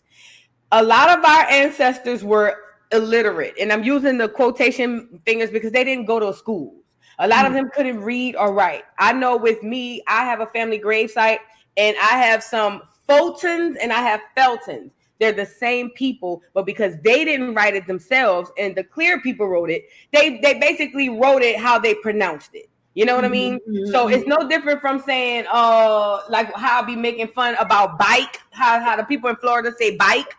Yeah. I'm talking to somebody and I can't write it myself, right? The person who's recording it is going to spell it B-I-K-E. But if I'm from New Orleans and I say back, they're going to record it B-A-C-K. It doesn't mean that they're different. It just simply means that it was just how they wrote it down, because you're going against people. You're talking to people who can't read or write, and you're just listening, and then you're writing down. So a lot of the names are going to be repetitive, and that's because as a culture, we name ourselves after our ancestors. My daughter's middle name is my mama's first name. You know what I'm saying? That's what we do as a culture. We name ourselves after our ancestors. But don't get discouraged and feel like, oh my God, like this is the same thing. I'm running into a roadblock. It may be two different people, right? With similar names, or it may be two people that are related, and you're looking at, well, this one is spelled with a C and this one is spelled with a K.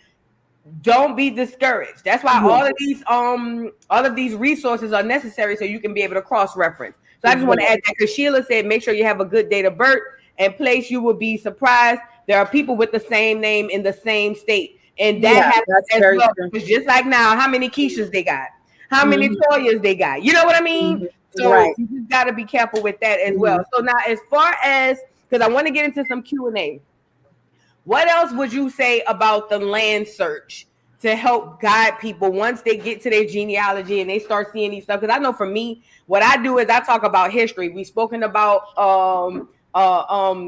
Lake Lanier or Oscarville. We're doing Seneca Village coming up, because a lot of those were us taking off of our lands. The KKK was very crucial in taking a lot of people off their lands. A lot of people left, for fear. You know what I mean? So what other information can you give people about the land search? And then I'm going to open the lines for the people to come up and speak. Okay. I'm sorry. Yeah, well, okay. So like I was saying earlier, was that, so the lands were being patented out to tribes and also to individuals. And then as different things were going on, like for instance, when you had the Creek Indians getting even pushed out more in and around Georgia, and some of them was going into Alabama, even in that treaty, it says that they're going to start putting their lands more in the individual family names versus the tribe. Because if the tribe loses, because if you got everything in the tribe, if the tribe gets conquered, you lose, right? But if you put the lands in the family names, then even if the tribe lose, the family don't lose. Okay, right. So they had to make a better strategy to keep protections going on. So you have all of this stuff going on, like I said, the 16, 17, 1800s, even up into the 1900s. I have a friend, she's a Chippewa Indian by descent, and even I saw some of her records. Her family was getting land patents all the way to the 1950s and 60s. Yep. I thought it ended more like at the top of the 1900s. I had never seen a 1954 type of census for Michigan and different things like that. So the important thing about this is and this shows you we had to be a part of the government thinking, right? Because if this was just the white tea man or the clear men doing this, why do we have all these records? Because definitely most of this whole country that you're showing from East Coast to West Coast is patented, but most of the people who are the heirs to the patents don't know. Now, what you have to understand about a land patent record is that it's a forever title. Okay, and so and it's the only true land title in the whole country. So when you have mortgages now and deeds, that is not true title, guys. Okay, that is not true title. And so this land, this whole country was patented out. And then what they did was they put a system on top of our system.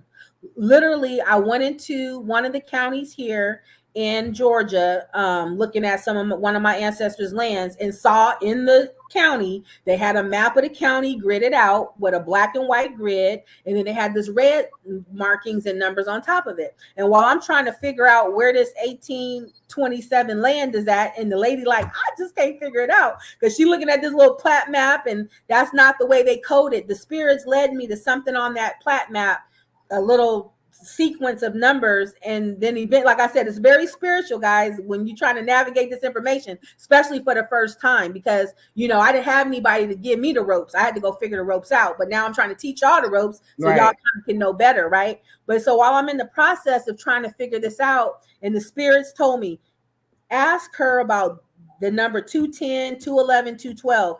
And so I did. And then that's when she looked up behind me on the wall, and she said, oh, it's that map, or that it was that system. So literally they put a system on top of our system. Once the counties got developed, they made up air property codes and all of these codes, okay, legalese, but that's not the law. So our land patents are actually protected under treaty and constitutional law. But see, now we don't know that how it was set up. We didn't know that third great granddaddy had that patent, and we just been living on the land for all these generations, and all we doing is waking up paying taxes. We have air property now, and we don't even know that the air property was attached to a patent 3 generations ago. That could have kept all the developers off my back.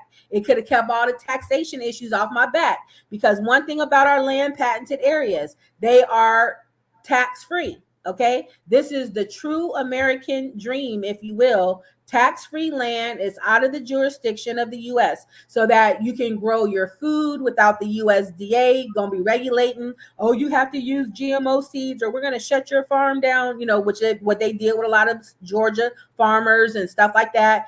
Find these trickery ways to trick you out your land. These lands cannot be regulated that way. They also can't be trespassed. Okay, so it ain't gonna be like Colorado, where those people rolled up to that other family out there, the family that bought their farm out there. You saw it on Instagram, and the clear people was coming across their fence and killing their cows at night. And all that. They can't be doing that when we get these land patents back, baby. Right. You come in, crack ain't coming out. You know what I mean? Because this is not U.S. jurisdiction. It's our territory, right? And so now what's going to happen when you get back and start getting into your records? Everybody's going to find different situations, because some lands may be still not developed on, but a lot of them will be, right? So you can find towns, universities, multi-million-dollar companies who have been on your ancestors' land making their money. And then this is how you're going to understand that, they can get up on no slavery, baby. They got up on us on this land. And that's what it is. See, we never got into the land game. But now you realize this is the whole game right here, because they got on these lands after the Civil War. Okay, really a lot of that late 1800s, 1900s. Okay, this is when they start hopping on our land after we done died in the war, whatever. And then a lot of us also going into World War I, World War II left a lot of vulnerability in our lands. Okay, now they're immigrating all these people to our land, and then here you come. Okay, so now they're coming in. Now they're going to start setting up. They're going to come in terrorizing and all this other stuff. Okay. And so they didn't flip the script so bad that after the Civil War, some of them came in and got on the land. And then the families that were tied to the land, are almost thinking that they were enslaved on the land that was their own family land. And listen, I get that so often, because people be like, oh, my grandmother grew up on this plantation, and you thinking, okay, that automatically means she was a slave. No, she grew up as a sharecropper on her own plantation or land. You know what I mean? So that's very important. I'm so glad you touched on that, because they moved in the house. They put you out there, and then you think, they always been in the big house, and it's like, no, they just got here. They really just got here. Yeah, that's I'm important. I'm telling you. glad you touched on that. When you're doing your genealogy and this land stuff, all the terms and the way that they told you to define them, such as slave, and all, you gotta free your mind of that and just go into it blank, okay? And whatever you see, for me, I'm a visual. So what I do is when I'm doing my genealogy, because like I said, I have a cheat code because I got a whole gravesite, a family gravesite, but I like to think of, okay, what was the mindset back then? What were the people doing? Why would they spell their names separately, different ways? Oh, I forgot they couldn't spell. You know what I mean? I like to put myself in that position. So, you know what I mean? Or not in position, but in the mindset of what I believe the people were thinking, so that I can kind of understand more of why my great grandmother would have said his wife was his slave. It wasn't his, you know what I mean? Like there was a whole lot of things that go into that. Yeah. As far as the patents, I'm glad you touched on that. I want to hone in on the patents versus the deeds and the mortgages that we and all of us have. A land patent is completely different from us going by these lands and getting these mortgages and these deeds. Yeah, because you're getting a current mortgage on somebody's land that they used to own. Correct. Okay? So then you might hear okay, so all these lands were patented out, okay? And then over time, we losing them, moving, forgetting about what we had, right? And so the counties are developing. Now, when counties set up originally and were allocated to set up, they had certain public lands they were supposed to use, but they always start creeping on more stuff, right? And so then, like I said, and then with the programming, now we don't even know we from here. We so busy trying to be in Ghana and in Nigeria. Now you don't know you from Mississippi and Alabama. So see, now you understand why they had to keep us so confused, because if they took us off our land, they could be here using your resources. So they're using the timber, they're using the oil, they're using the copper, they're using the water. They making their millions off of your land resource, and you're not getting a dime for it because you don't even remember that you own the land. Correct. We didn't even worry about doing our family history because remember they said we didn't have no history. So then, outside of just knowing our grandmother, great grandmother, and a few little details of the basics, we never ever thought, let me go research where I really came from, whatever, because we were told we didn't have no records. And like you said earlier, everything is opposite. To the contrary, I can go back to the 1500s on some of my stuff. Can these other people do this? Nope. So they told us we don't have no records, and then come to find out you don't have any records. You know what I'm saying? And then as you study more in the genealogy, then you also gonna see that not only do we have a name, okay, then when you're doing your genealogy, one of the biggest discoveries, I think, I'm sure a lot of us, because you do talk about culture, but in general, for the typical people coming from the Black experience, that the biggest shock they're gonna have is trying to find their slaves, and you might see out of doing all of your mama's side and daddy's side, all of your other side, you may see one person, Tabitha the slave, or somebody very randomly something, right? But you're not gonna just see all of this bondage. And I was looking for the bondage. Where the bondage, And then so once you realize you weren't in bondage, you're in shock trying to figure out, well, what's going on?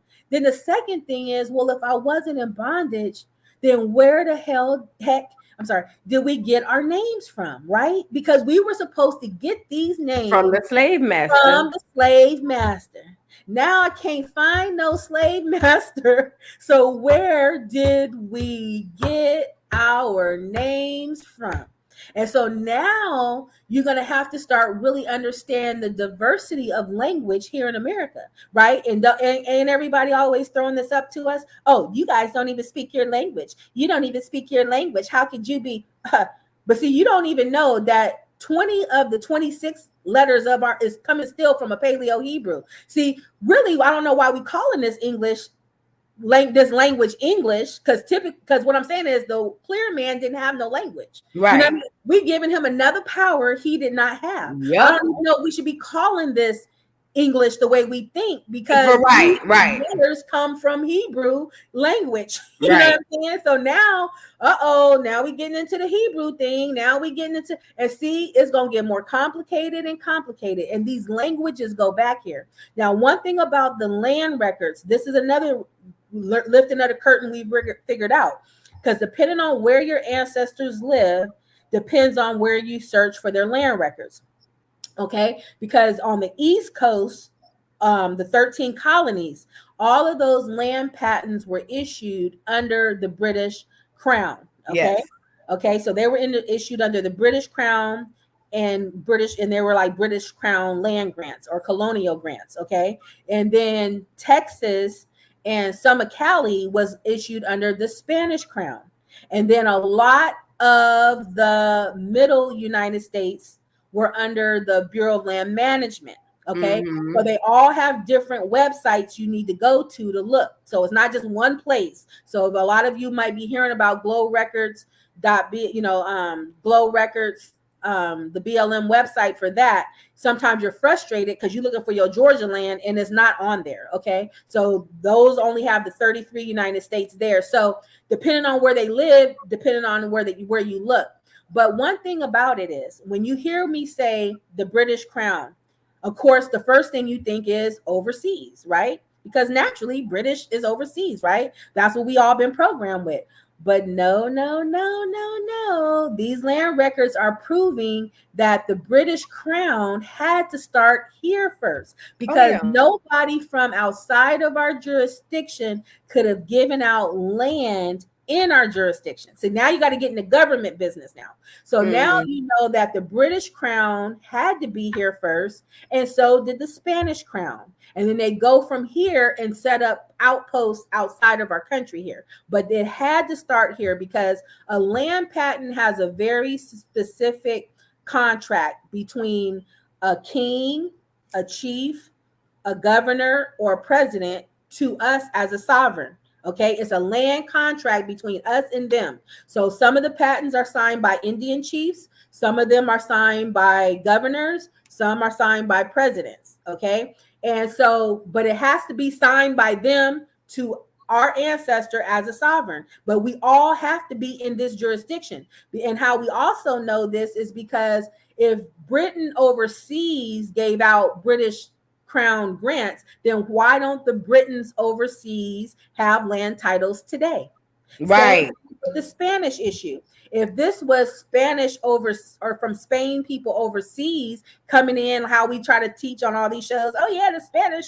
No, this stuff is just happening. We having all of this stuff happening right here in the United States. I don't care what you say. The French, all the stuff we think is coming from overseas. No, this is French here. We have French language and French culture. Creole is the real culture. Okay. Yep. French is the patois of Creole. Creole is the real. We thought that it was French and Creole is a break off of French. Nope. Creole is the culture, and French, the people that left here and went over to France, they the one that switched up the dialect a little bit and got a different twang.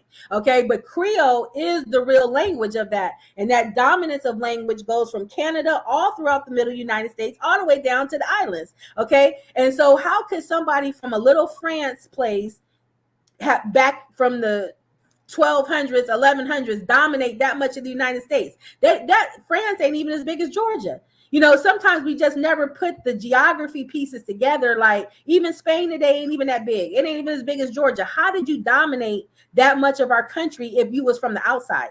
You know, where did you have all that manpower to ship over here to be keeping all these people in check and dominating them? No. This is the type of language diversity we had here. And Thomas Jefferson actually alluded to this in some of his writings, saying that because he already spoke about seven languages himself. And he said that America has the most diverse languages and that it had to start here and go out versus coming into it based on his whole language study. So the same thing, like I said, when it comes to these Spanish Crown grants, you got to understand these were melanated people. Okay, because Spanish language is only Latin and Arabic, again, another derivative of Aramaic and Hebrew languages put together, again, created by melanated people. So again, if this was Spain people overseas the way we think, then why don't they have Texas land records? Why aren't they having ownership to this land? It's all, do you know that all of Texas was noted to be owned at one point by like over 564 families? You know, so you know how much big lands they had, because Texas is huge. Right. Take you 2 days. Hundreds and thousands probably of acres. I mean, thousands. Texas was so big, they was giving them out in legions, which is like sometimes 5,000 acres at a time. So when you're looking at stuff like Harris County, Jones County, and it's the same thing in Georgia too, you know, all of this stuff, and you know that's your name, you know, the McIntosh County. I mean, all of this, when you hear your name, you're hearing your name, you know what I'm saying? And this is something so sacred to our experience, because we have been so beat up about our Johnsons and Taylors and Smiths, because we've been told it was the white man name. And so now we're realizing this stuff is ours the whole time. And we go from here, we go into Europe, and when stuff got hot in Europe, they butts came right back over here.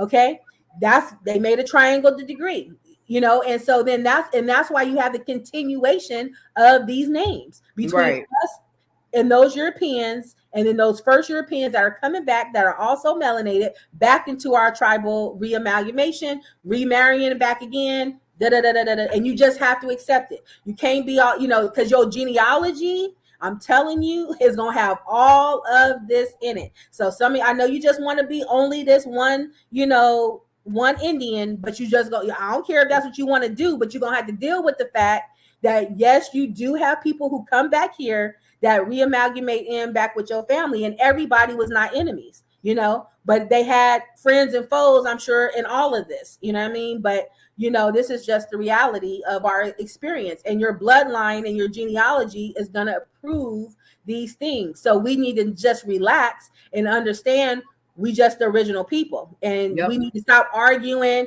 about the Moor thing and this thing. And you know, everybody likes to just sit here and fight, you know what I mean? And it's just like, but the thing that the Moors don't understand, as they're trying to, because you know, everybody always says the bloodline Moor, it's a paper trail Moor, whatever, you know, all the dirty Moor, all this mess. Okay, whatever. I don't get into all of that. But what I do tell Moors that sometimes try to come in my inbox is, bro, I'm all of that, like, you know, even if, because that's just another misnomer too. I don't care if you want to be called Moor, but you're never gonna get the United States land back under a Moor, under a peace. No, not at all. You're only gonna get and you're not at all back under a Choctaw treaty or nothing else either. You're gonna be getting it from your names. Okay, I'm telling you guys, it don't matter what you calling yourself right now. Okay. It's all about, are you old man Johnson granddaughter, yes or no? Okay. So this ain't the time to be Queen Nefertiti. I don't care if you want to be Egyptian, Hebrew, Israelite, you know Muslim, but even the Muslims, they gonna have to come back. Y'all done took off them tailors. Now you know, Muhammad and all this stuff. You better come back and remember you was some pools, you know, even Elijah Muhammad was Elijah Poole, right here from Sandusville, Georgia, right now, you know what I'm saying? And his family got to come get that land under pools. Now, his grandmother was a Cherokee Indian, and his daddy line go all the way back to Boston to the Pequot Indians. But right now, you need to be them pools so you can get your land back, you know, and that's for all of us right now. So the thing that we despise the most is the most valuablest thing to us right now. The power of our genealogy and it being tied to these land records. And then these lands are forever titles, and it states that it's a forever title to their heirs. When you start finding your first land patents, you almost gonna cry, because it was ingenious of our ancestors to come up with this system. And the reason they did it was so that our country would not be overrun by corporations. Now we know that's definitely how it seems like America runs, but remember, they're just squatting on our land. They don't own the land, guys. We talked about the squatters. We talked about squatters' rights and why it was implemented. Because they are the foreigners and they are the squatters. We talked about they made those rules for them to do what they doing while we sleeping, because we in hibernation, just complete hibernation. And so a lot of people, oh, the white man not gonna give you the white man. It's not a matter. We were so busy trying to we were we didn't know. It almost seemed too easy because you mean all I had to do was remember Big Mama. That's all we had to do. We sitting up in here trying to demand the government to do all this stuff. We already have everything we need, and that's just to remember who we are. You know what I mean? That's all you have to do. And I'm so glad you said that, because that literally brings this whole thing full circle. I always wonder why they doing us the worst. Why they doing us worse than the Africans?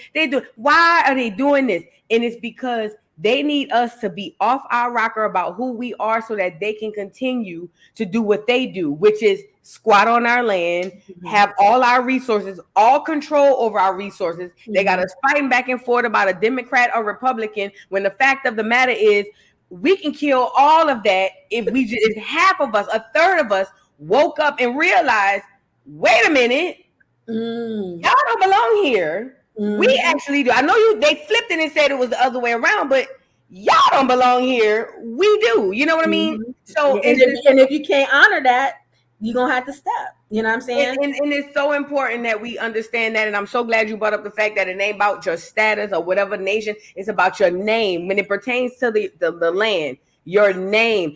If for ages and ages, oh, you got your name from your slave master. If you're Indian, then why you got a slave master last name? No. Just like in today, they literally take everything we do and cosplay it and then claim it as their own. It's the same thing happened back then. So I wanted to know that. And the people that are trying to joan on us, they ain't even got no basic education anyway. They even be trying to tell us nothing. They don't even know the basics of stuff. But just to your point, there's a link of like Indian names or whatever. It has like the top 100 or whatever. Just out of the top 10, let me tell you guess what the number one American Indian name is? What? Smith. I was gonna say Smith. I was gonna say it. I was thinking Smith. I was, and I don't want to cut your wisdom, but let me just say this: we were going over Andrew Jackson and how he literally was like he despised the Indians, right? And one way he was able to identify who was an Indian and who was not was by the last name. We literally just talked about that recently. And I told y'all, I said, well, if he are able to identify Indians by their last name, then we couldn't have gotten them from the slave master, because if that was the case, then you know what I mean? You would know who, especially if they're mulatto or if they're white, you wouldn't know. But he knew because they came here and took on the identity of us. We didn't take nothing from them. Right. So when the clear man becomes Smith, Johnson, Taylors, and Robinsons, we need to ask, where did you get your name? Exactly. You know what I mean? And remember, they did say, sometimes if you read between the lines, remember, they always say when they come through Ellis Island, that they, would change their name, to blend in to become more American, right? They're going to take off the Shavoskis and all that other stuff, because that's basically the only kind of language name they got. But remember, they'll say that they got rid of some of those names to blend on in. Now, we never asked a critical question. So who were you actually trying to blend in with? You know what I'm saying? Because remember, y'all coming in new. So who was it that you were blending in with as the American standard to look more common? We never thought about, we just never asked questions. It was us. Exactly, but we just never thought about it. Like, well, who was the population of people? Because if y'all just coming here as white tea people, you know what I mean? And remember, you bringing us as Africans, and we don't have then who was the people that you was getting these names from? You know what I'm saying? Right. Because we never asked where was the slave ship and all this. Right. We just coming through Ellis Island from Europe, Italy, all these different places. Them people didn't come with Smith, Johnson. You know what I mean? They didn't come with those last names. They got those names when they got here. Right. And what they did was tell us that, oh, you guys got their last name, and that's why this is like that, because you were a slave and you were under this master and this, that, and the third. And we just ate that and went along with it. When the fact of the matter is, these people are coming from different countries speaking a completely different language.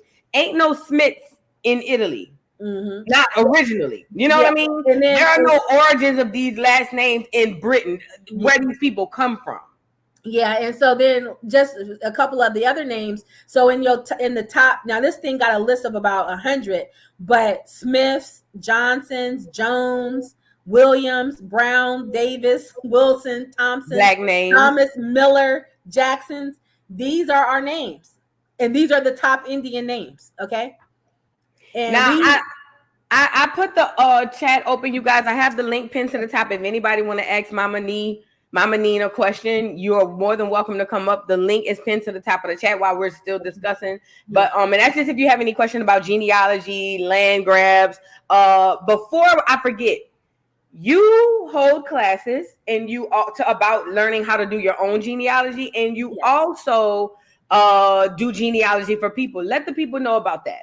Yeah. So yeah, I just have a few quick things. Originally, I just kind of came into the cipher to talk about the land patent because as I had found out about it, I actually started moving it forward with my litigation process. And I was more so just trying to be like, yep, it's real. So y'all better go get your stuff. But then a lot of people were like, but I don't know how to get to the land because I don't know my genealogy. So I'm like, y'all don't? Okay, so let me kind of come back, So of course I'm a teacher at heart, educator, everything like that. So anyway, I just went on and just started pulling together all the resources I can to help make it easier and help bridge the gap in sacred space for you guys. So I have a quick little ebook that has like the websites and the websites for your land and all that, what the 1-2 steps are, talking to the family, putting all some of the stuff we've been talking about today. So that's in my link tree on my Instagram and TikTok, which is under MamaNeen 71. Then I have a monthly class that I do. I have a monthly class that I do once a month where we go on Zoom and then we do like 3, 4, 5 hour builds, about where I could actually show you how to use the websites and show you all the, things more hands-on because we're using the computer. So it just depends on what type of learner you are, because I know that some people can just take the information from the ebook, get going. I got people come back 2 weeks. Oh, girl, I done my genealogy. I found 5 land patents, whatever. But then I got some people who like to have more hands-on support. Maybe they got questions, maybe they got blocks. So that class is once a month, and I usually advertise that on my social media pages. I think my next class is on September 22nd. I usually do them on Sundays at 1 p.m. Eastern Standard Time. And like I said, we just don't have nothing else to do for the rest of the day, because we may be going 3 to 4 hours, whatever, just dealing with the chat and whatever we got going on. But we'll be going over the search tools, the different websites, how to use them, how to cross-reference them, and then also how to then pull those records back into the land records. And so we'll do all that hands-on together. And then also, then the third thing is, yes, I do help with genealogy. If you want me to help you to at least maybe get a lot of your main maternal and paternal lines together, I'll help you pull those things together as well. So that's another option of resource. But my main objective is giving you the tools to do what you need to do, because genealogy is really ongoing. Sometimes you can exhaust, and this computer is like a living thing too, right? Because once you start building up a tree, if you do a tree online or whatever, and you start to pull them names through this algorithm, just like how we be saying, get the likes up, because that bring more people in. The more you searching your names and these things, that even though maybe right now you can't get that far back, but then in 2 weeks, you're going to get another hint. Ancestry going to be like, I think this is your, third great grandmother. And then, it can go on and on and on. So what you might have right now and 6 months later might continue to build, right? So it is a living, breathing type of work. But I'll definitely say that I can get you started with everything, and then I'll kind of turn that baby back over to you. And then you can kind of just keep an eye on it in case things kind of continue to grow. And then, of course, you want to be able to cross-reference those names, particularly your people in the 1800s and stuff, across these land records. And then you're going to see generations in your family that were multiple generations of farming. Those are people you definitely want to circle and come back and look for land records, because if he was on the farm, his daddy was on the farm, and they say he operated a general farm, they was on land, right? They was tied to land. So, but it doesn't mean that if you don't see that your ancestor didn't have land, because like, for instance, this family that I'm getting this land back, they weren't farmers, but they still had land. So I'm not saying that if you don't see agricultural or running a general farm in your family, you don't have land. But I definitely say, but if you see it, make sure you circling them people. Like, I'm coming back looking to see, because somebody got to have some land there. And if it wasn't his land, it could have been his brother land or whatever. And when it comes to land patent retrieval, you're talking about you have to be an heir, right? So that could be your grandfather line, your grandmother line, but it also could be aunties, it could be uncles, okay, things like that. Okay, so it's a lot of leeway, when it comes to it. But the key thing about it is your genealogy got to be tight. Because as that earlier comment was, it's a lot of people in the same state with the same name. You'll be surprised. You know what I mean? So you gotta double check twice, looking at the dates, trying to get a census record that also gives some indication that that's where your ancestor was at or living, because you need to make sure it's tight, because there's no way you can enter a litigation and let them catch you slipping on that issue. Because if not, they'll come back and sanction you and everything else. So the genealogy in this case has to be tight. And as you're doing your genealogy, let me emphasize this. Be sure to print out your records and stuff like this, because don't just build a tree and just leave all your information there, because I'm telling you a couple things. Sometimes, just like we got TikTok police, you got ancestry police. Okay, they will sometimes just close your tree down and you got to start all the way over. I haven't had it happen to me personally, but I do have other people that have been affected like that. So it's never a guarantee that because you have a tree, they're not going to touch it. Then secondly, you have other cultures that are attaching themselves to your trees. So now, on one level, if you put it on private, that's going to hinder you, because you're not going to get to connect with other people who may have some of your relatives and whatever. But at the same time, on one level, genealogy is kind of public. There ain't really nothing to hide. The real issue about your genealogy is that when you're not using it, okay, that's the problem, okay? Because people can see it, but if you're using it, they ain't going to be able to come in and pretend they're you, right? But if you're not in touch with your genealogy, then other people are getting on our trees. I have a thing I show you right in Ancestry. I always show this in my class. One of my friends came across this by mistake, but guess what it showed us?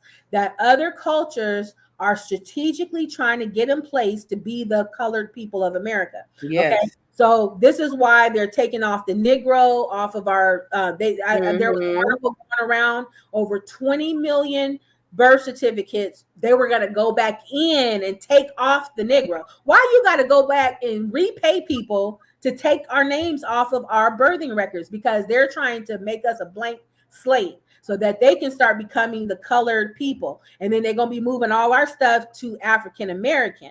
Paper genocide. And so let me show you. There's a record that, well, let me just tell you. There's a record, and you'll see different people showing different genealogy records where but one thing that I show is a record from Ancestry. So my friend was just Googling something in Ancestry, just searching a colored male something, and just forgot to put the name, but it ended up popping up something, and it was all these Asian names. So he was like, well, what the hell is this? And so, Lu Chow, Wang Wao, and all this type of stuff.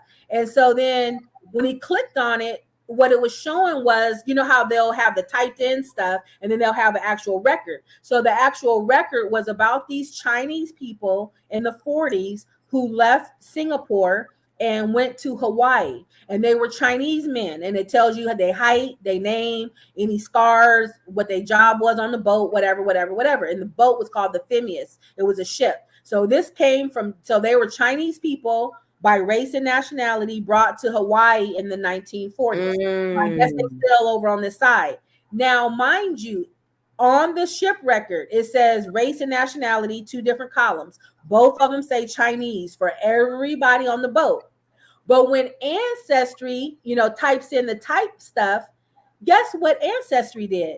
It put their race as colored with black in parentheses. Wow. And we sitting here like, wait, what? Like, what is going on here? So see, they have these Chinese people the Chinese people want this land, right? Yeah. We already know. And they know they have a problem because they thought that the clear people own the land. That's why they're already coming in here buying up this, buying up that. But see, they didn't got hit to the hop oh, y'all just got fake deeds. Y'all don't have the land titles to the land. Right. So while we're sleeping, they're plotting out a 50-year, 100-year plan of takeover of these lands. Mm-hmm. That's why these little articles is coming out now. Oh, the NAs actually come from China. See, now the Chinese people are trying to connect themselves to the NAs so that they can try to merge in that way as well. Meanwhile, they coming back on these records, rechanging them to colored as well. So they hitting us in the media, trying to make a connection between, when did Chinese people ever, even though we know they got an Asian background, but when did Chinese people ever really care about connecting themselves to the NAs? But they're trying to do that on surface level so that they can kind of become known as their ancestry, so that they can kind of come in through that little game. But more importantly, they are putting their names on your trees, guys. Okay, because we just gonna be hearing all this information and we ain't gonna be moving with it. And because if you knew how valuable these land titles were, you need to be running. You need to be running like Shakira right now. Okay, right. I mean, Usain Bolt. You know what I'm saying? Y'all need to be running if you knew how much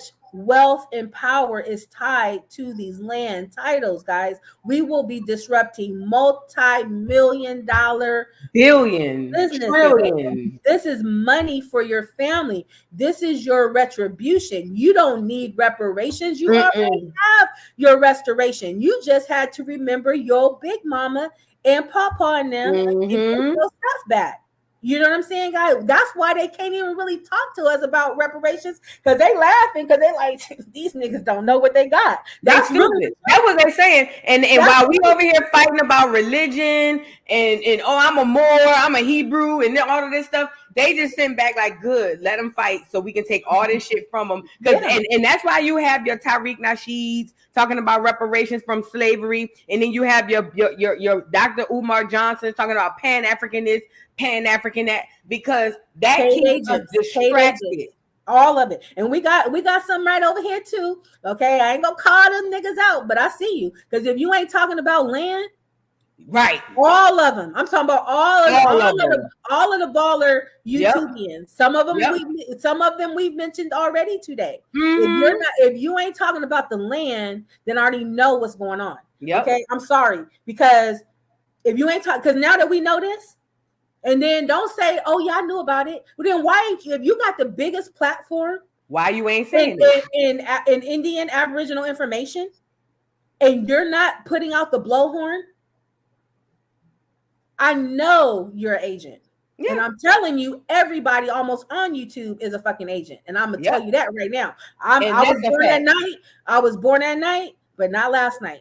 I see past all of it. I get information here and there, a little tip this way, a little tip there. But I know at the end of the day, if your platform ain't connecting us to the land, right? I already know that you working for the man. I'm talking about everybody on YouTube.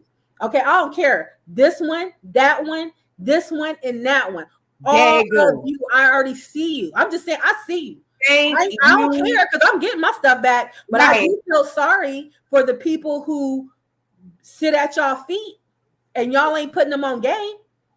You know what I'm saying? Because this is everything we need. Even if you do the history talks, even if and that's great because it's constantly people coming to the cipher. But if you're not balancing that off with really letting everybody know that all of this history and this is this, because you got to now apply the history. There is no reason why our community is not. Like, I heard about this land issue from YouTube too, like back in the 2020 or something, around that time period, around when COVID started, and other people heard it too. But I guess but I knew it was easy to see who was really agents after all, because if you're not really blowing the horn of what we have here, then who is paying you to keep us distracted? And so now I know everybody's getting paid to keep us distracted. You better talk. It is what it is. Because if you better talk, no way. All of Louisiana is on oil. Yep. You better talk.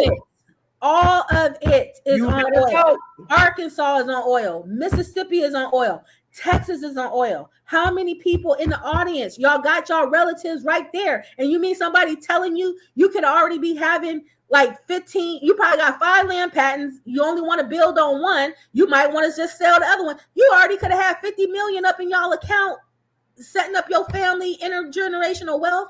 And you mean they not telling us about this stuff? Not only that, they keeping quiet the ones who are figuring it out and getting their land back. You don't never hear about that. They got some of us who are literally doing our genealogy, finding out, doing our land searches, and realizes, oh shit, I know there was a black family with a Dodger stadium in California. They realized that was their family land. You know what I mean? Now, granted, they didn't move the stadium, but they did compensate. You can't move. You're not going to make the state. You're not going to always be able to. Right. Have an army, but they were still an army to move them off like that. But they were still compensated with that amount of land. You get paid, right? Yeah. And what you'll find is that a lot of times you'll probably find a few different land patents, right? In your family for sure. Because I mean, you got to think about it. By the time you get back to them, your grandparents and their parents and their parents and their parents, you know what I'm saying? You could find, some people be finding 20, 30, 40, 50. Okay. So it's a lot of stuff out there, but at minimum, you should find one, you know what I mean? So at minimum, you should find one, but it might be multiple out there. And what I have, like, even for some of the people that's in my little network, people got options. Okay. I don't want them ones in Georgia because the ones in Carolina, I like that land. That's a place where I want to see myself. Right. They might be willing to just go ahead and once they call these people out for being on it, sue them for back damages, and get your money and then get restored on that. Now you're going to really go ahead and go for your Carolina ones and actually build you a homestead or build you a little something on there for your families and whatever. So you're going to have all these type of options. It's so much land. I don't even know what we're going to do. Okay. Because how much of us, we ain't even got an acre of land on our basic house right now. You know what I'm saying? So what you going to be doing with 160? Right.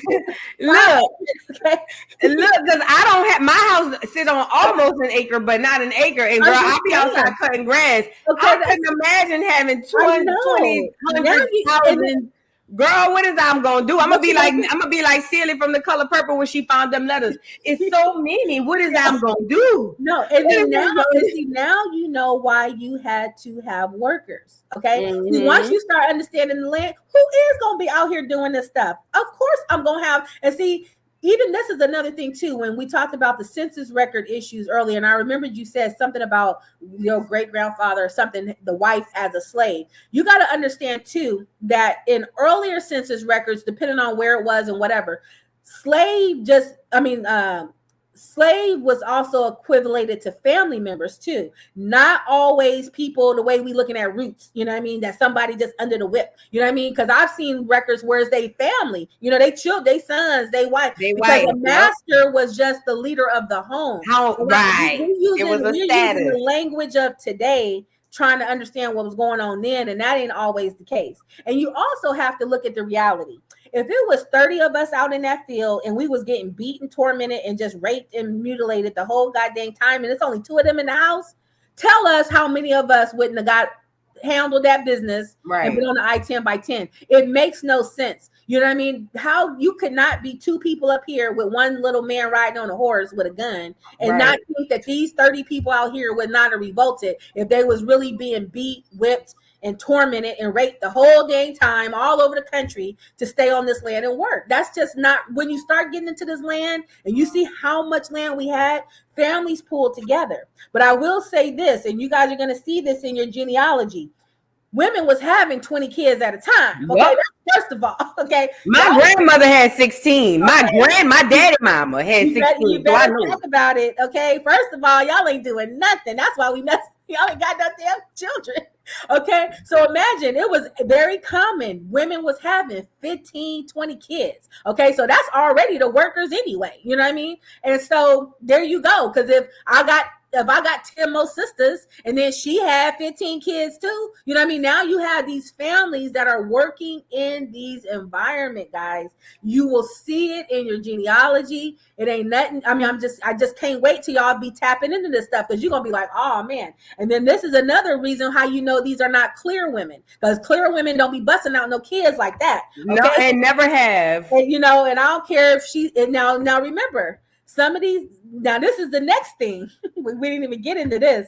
The deeper you get into your names. Okay, so say you know, now you in the 1800s, now you in 1700s, now you gonna be all in the 1600s. Now you might be all in the East Coast, okay, especially the Virginia areas, right? And you're gonna be you might be doing your research over there, and you're gonna be like Gloucester, Virginia, Gloucester. Okay, the next generation, Gloucester, Virginia, next generation, Gloucester, Virginia, next generation, Gloucester, Virginia. Then now you in the 1600s, and it's gonna say Gloucester, England. Okay, then you're like, damn, okay, because you know we thinking that okay, well they came from England, so they named some of the areas over here the same, you know, whatever. Okay, that's one thing. But then I'll be doing somebody else's genealogy, and I'm seeing these same thing. Kent, Virginia, Kent, Virginia, Kent, Virginia. Some of y'all might got family from Kent, Virginia, Kent, Virginia, Kent, Virginia, and then it's gonna say Kent, England. You know, and so then the spirit gonna start speaking to you after a while. So was this mess over here? You know, am I in England overseas, or am I or does Virginia at one point used to be called England? Right. So see, now we going into a whole geography hijack. Okay, because I'm telling you right now, this thing gonna keep unraveling more stuff, because even though we do have people from overseas that come back here, I am still very clear on what I'm seeing through other people's family records, that these names were over here though. You know what I mean? And this is not all them coming back naming it here, that this was something here. And it's still a part of this history. Some, you know, because we have more places in Egypt in America. We got more places named Athens in America. We got more places named Rome in America. We got more places called Medina in America. We got more places in Mecca called in America, Palestine in America. Why do we have all of these places over in our country, all over the dang place, and it's only one in all these other places? And not only that, these other places got their names in the recent 100, 200 years. Exactly. You see what I'm saying? Like India, that's in the early 1900s. Like all of these places, Little Egypt is in Memphis. Yeah. But we got Egypt and Georgia, Little Egypt and Georgia too. Exactly. And Texas. Exactly. So and what is going on here, guys? This is so I'm telling you, it really brace yourself, because then this is another thing. I just participated kind of like in this little mini dissertation around genealogy for a organization called ARNA, and we were just pulling together different research projects, and so that got me into looking at genealogy, and under vital statistics records is where we're pulling our stuff from. And then I realized, how do we have so then I started thinking about, okay, when I look at France overseas, we started Googling, wait, when did France really start doing vital statistics? When did Britain overseas start doing vital statistics, or these civil registries? That's what they call it, which is like our vital statistics. You're going to realize these places overseas barely started doing these type of records. Recently. Early 1900s, late 1800s. France might have been like some of the 1700s. But then wait a minute. How come we got records to the 1600s telling me that I'm in UK and all this other stuff? Who was in UK writing this stuff down? Was UK over here? You know, that's what I'm saying, because all of our records are housed through the Mormon, church in Utah, right? And that's a whole nother question. Why does the Mormon church have all our information? But that's a lot. Why is it housed here? You know what I'm saying? No, absolutely. So we looking at these records thinking we're overseas, which I could understand, because we did go from here and go overseas and come back in some regard. But then I'm realizing but this stuff is over here. So let me tell you, I was doing somebody's genealogy that I've been working on, and his mother line has an Edwards line through one of his grandmothers, and this Edwards. So they just go back. The line of this Edwards went all the way back to King Henry VIII. Okay. Wow. Okay. It just went straight on back to these people. So I seen it on the archive website, going through. So now I'm building him a tree in the ancestry website. So I had already wrote down the information from archives, the city, and sometimes I know we try to take shortcuts, like, sometimes it'll give you a county name, a city name, a county name, a borough or something, and then the state and all that. And sometimes we take shortcuts and don't want to write all that down. You just want to put South Carolina. But I will say sometimes do that because it's kind of interesting. Let me tell you what another thing I found out. Okay, so now mind you, he had an ancestor. This Edward line went all the way back to King Henry VIII. So basically, King Henry VIII had a baby by whatever the mother name was, and she was noted. This baby was noted to be an illegitimate child because he had a wife, but then he had these concubine women. But it was still in the records that was his son. So when I'm taking the name of the borough and the county and all that stuff that say London, England, London, all that stuff, and I'm from one website, now I'm adding it into the ancestry tree.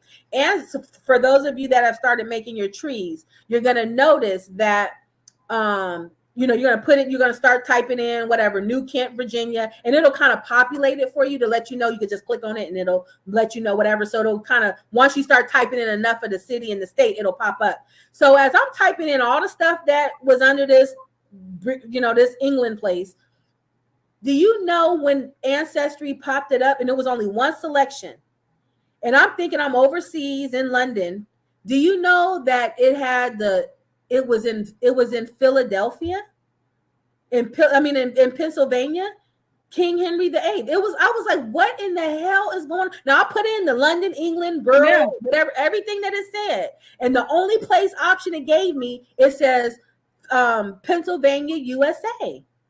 And I'm sitting here like, what? So then, you hear that King James, was melanated. Yeah. He was a Stuart. Yep. King James's wife, she was Charlotte for North Carolina, where Charlotte, Carolina, are all of this stuff happening here? And we talked about that. I don't know if you guys know about that. We talked about that because we talked about Columbus being melanated. We spoke about King James and how Charlotte, like you said, was named after his wife. Mm-hmm. And we've also spoke about over here about how, like, I've believed this from the beginning, from a little bitty girl, and didn't even realize it. Africa can't be the birthplace. It's gotta be here. Oh no, it's gotta be here. Well, how we know that? Let me just kind of back you up because so before there was Dane Calloway, there was the leading person in Aboriginal information that probably already documented their first book. I think was like 2006. Was someone named Ali Muhammad. Okay, he was the first person to even sit on a couch, back in them old days of that Black conscious community. And he was the only one that realized through the work of Empress Versailles from New Orleans, which he had got privy to her knowledge about the mound builder civilizations. I don't know if you know her from New Orleans. What's her name? Empress Versailles. She has the Ancient Ones book. I never heard of her, but I'll look into her. She the pioneer of the Aboriginal mound building information. She was, I got her PDF. I'll send it to you. Send it to me, please. Yeah, that's New Orleans, baby. Now she kind of got a little infiltrated with some of the Moor thing, but she knew. She even went to the United Nations saying we come from the oldest civilization, mound building civilizations here in the U.S. And she got acknowledged for being a part of the oldest from New Orleans. Yes, she just passed away in the 90s. Yeah, but anyway, he learned about her work and then expounded on it.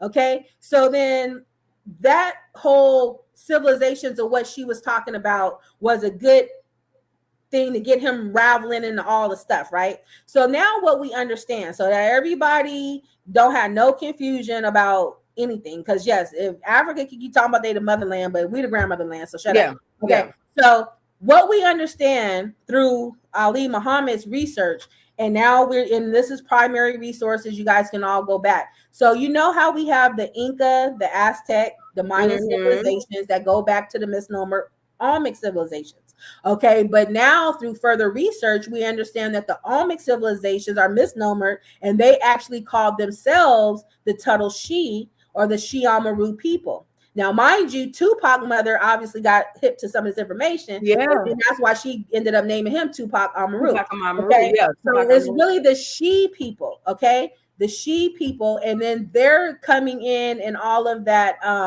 Mesoamerica connection that leads right here to Georgia, that leads right here to the Powhatan Indians in Virginia. All of this stuff is all interconnected. Okay, so that's really where our ants and all into Louisiana, all that stuff, the Crescent City, all this stuff is all interconnected because life starts here. Now, in their own epigraphy information, they have a cultural calendar that we shows that he has in his book and everything, and it's already been put out by other archaeologists. But you got to remember, if you don't support the out of Africa theory, you're not going to get play.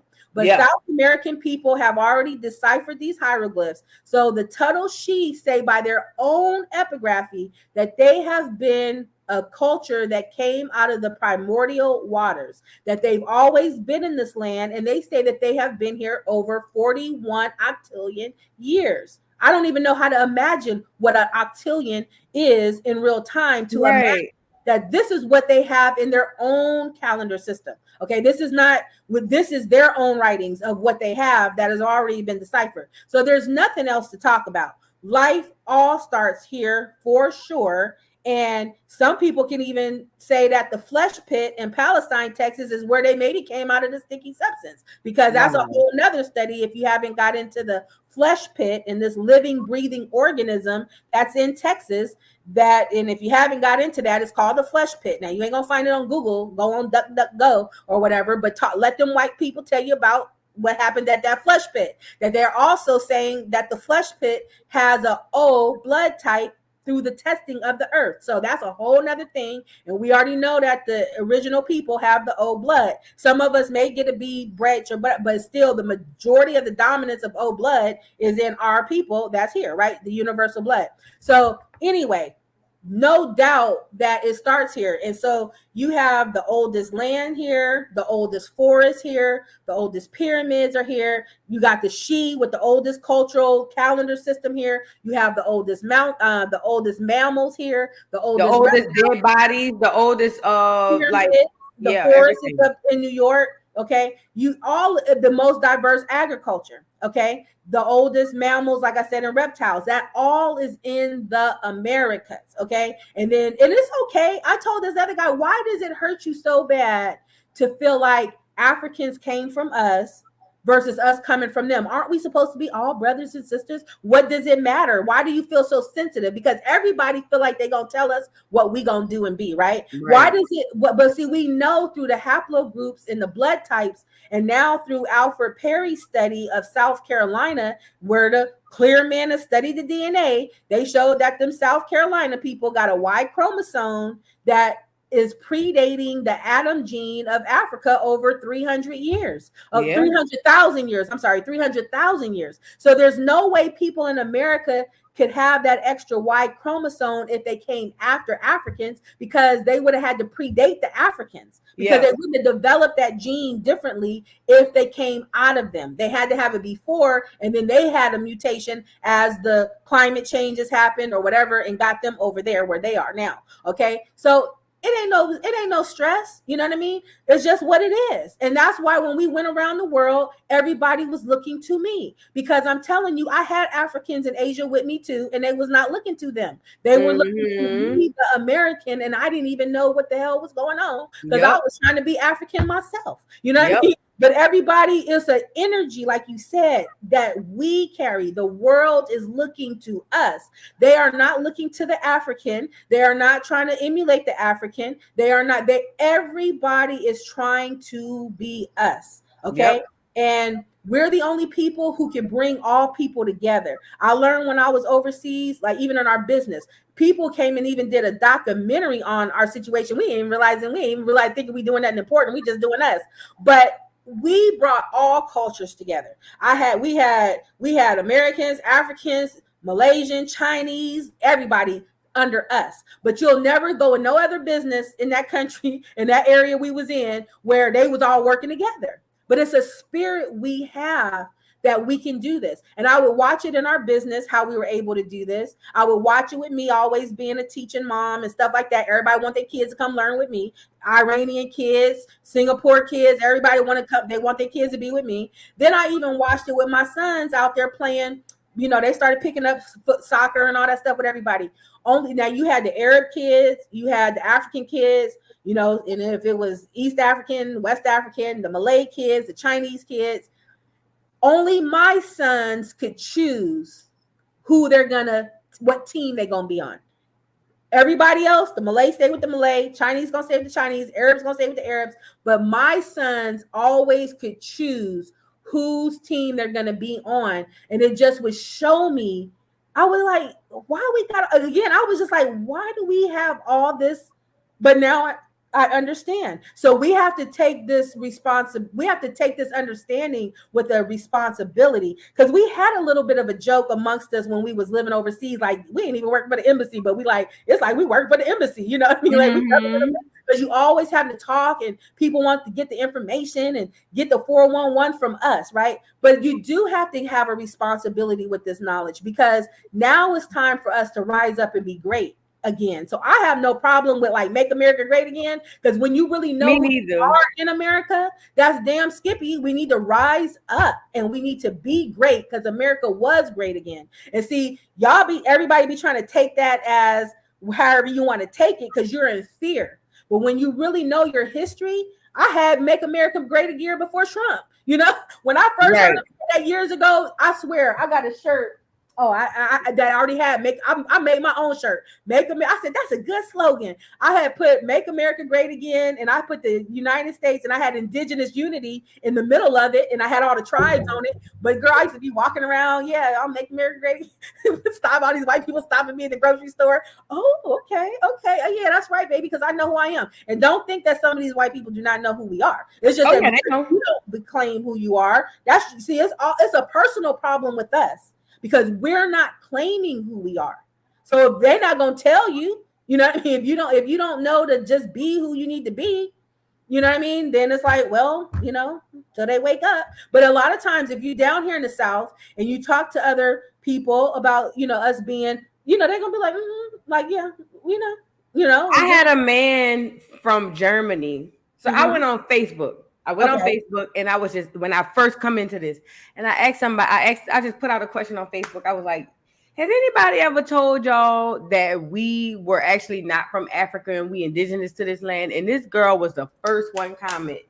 And she said, you know, it's funny. I'm in the military, she said, and I was stationed in Germany. She said, in this old clear man, she said white, but pulled me aside and said, you know, you're not from Africa, right? And she was like, I was looking at him because it was super random. Like, what?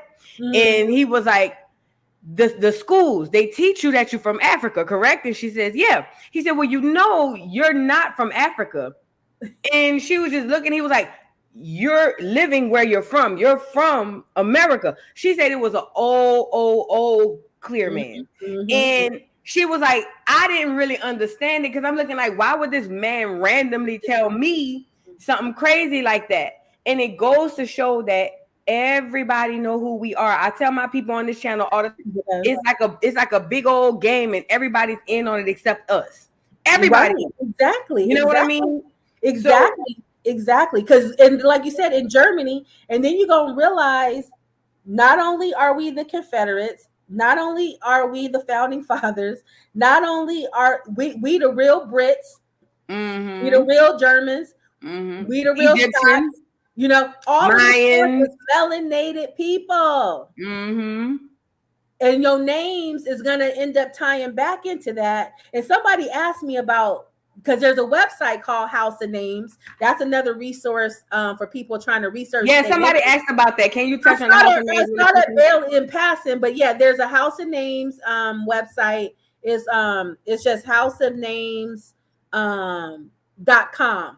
And then that's a website. Now, of course, when you're looking at it, it's going to tell you, you know, this is a German and Scotland name, and they're going to still try to control the narrative for you, because like I said, and that's okay because that's still melanated issues and stuff going on. But the tricks of it is that so it's a good resource. You can actually get the extended versions of your names and stuff like that. Now the only thing is, just don't get too thrown off with, because you're hearing German and Scotland and you still kind of confused in your mind thinking everything is overseas, because what they're going to tell you is that they're going to tell you that, okay, and then in the 1600s, or they'll say in the 1700s, you know, Stephen Davis, he then goes back into, you know, Virginia. They're going to start telling you basically where your name went from Germany back into the United States. And they're going to start usually about the 1650s or 1700s. They're going to start telling you kind of like famous people who came back into the United States or whatever. Okay, so of course that means you thinking that your name was overseas. But then I have another website that I'll tell you guys, which is called Forbears. So it's FOREBEARS.io.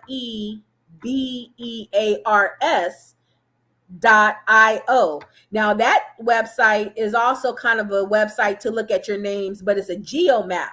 So basically you can kind of do the algorithm where it'll tell you in 2014 where your name is at from a geo mapping, like United States, a part of Europe, a part of Africa. It's going to show you like where those people are named that in a map level. It is right?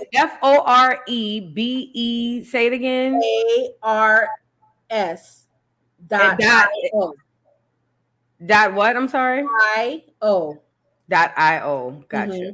And then that's like a geo mapping. And then you can put where your name was in the 1800s. You know, and so then when you put in the 1800s, you're going to see a lot of times that all the house of names told you all this stuff was from Germany, but then the geo map is going to tell you that name dominated in the United States. Yeah.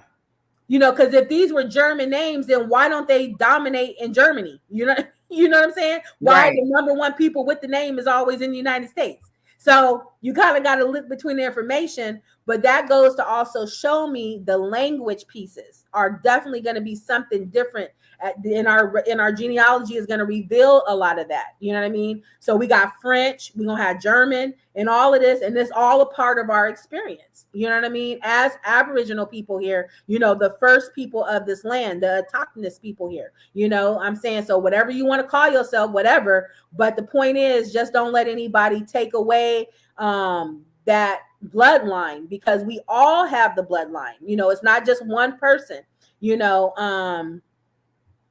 Okay, so let's see. So what's up with people doing 23andMe tests and the DNA coming out of Africa? So are those fake tests? Yeah, well, DNA is not a test for ethnic identity. It could tell you your mama, your daddy, these are your first cousins and stuff like that. But the whole idea of telling you you're 2% Chinese, 2% Nigerian, you got to remember these borders just got put up in Nigeria, just became Nigeria in 1960s. I said that. How many times I done told y'all that?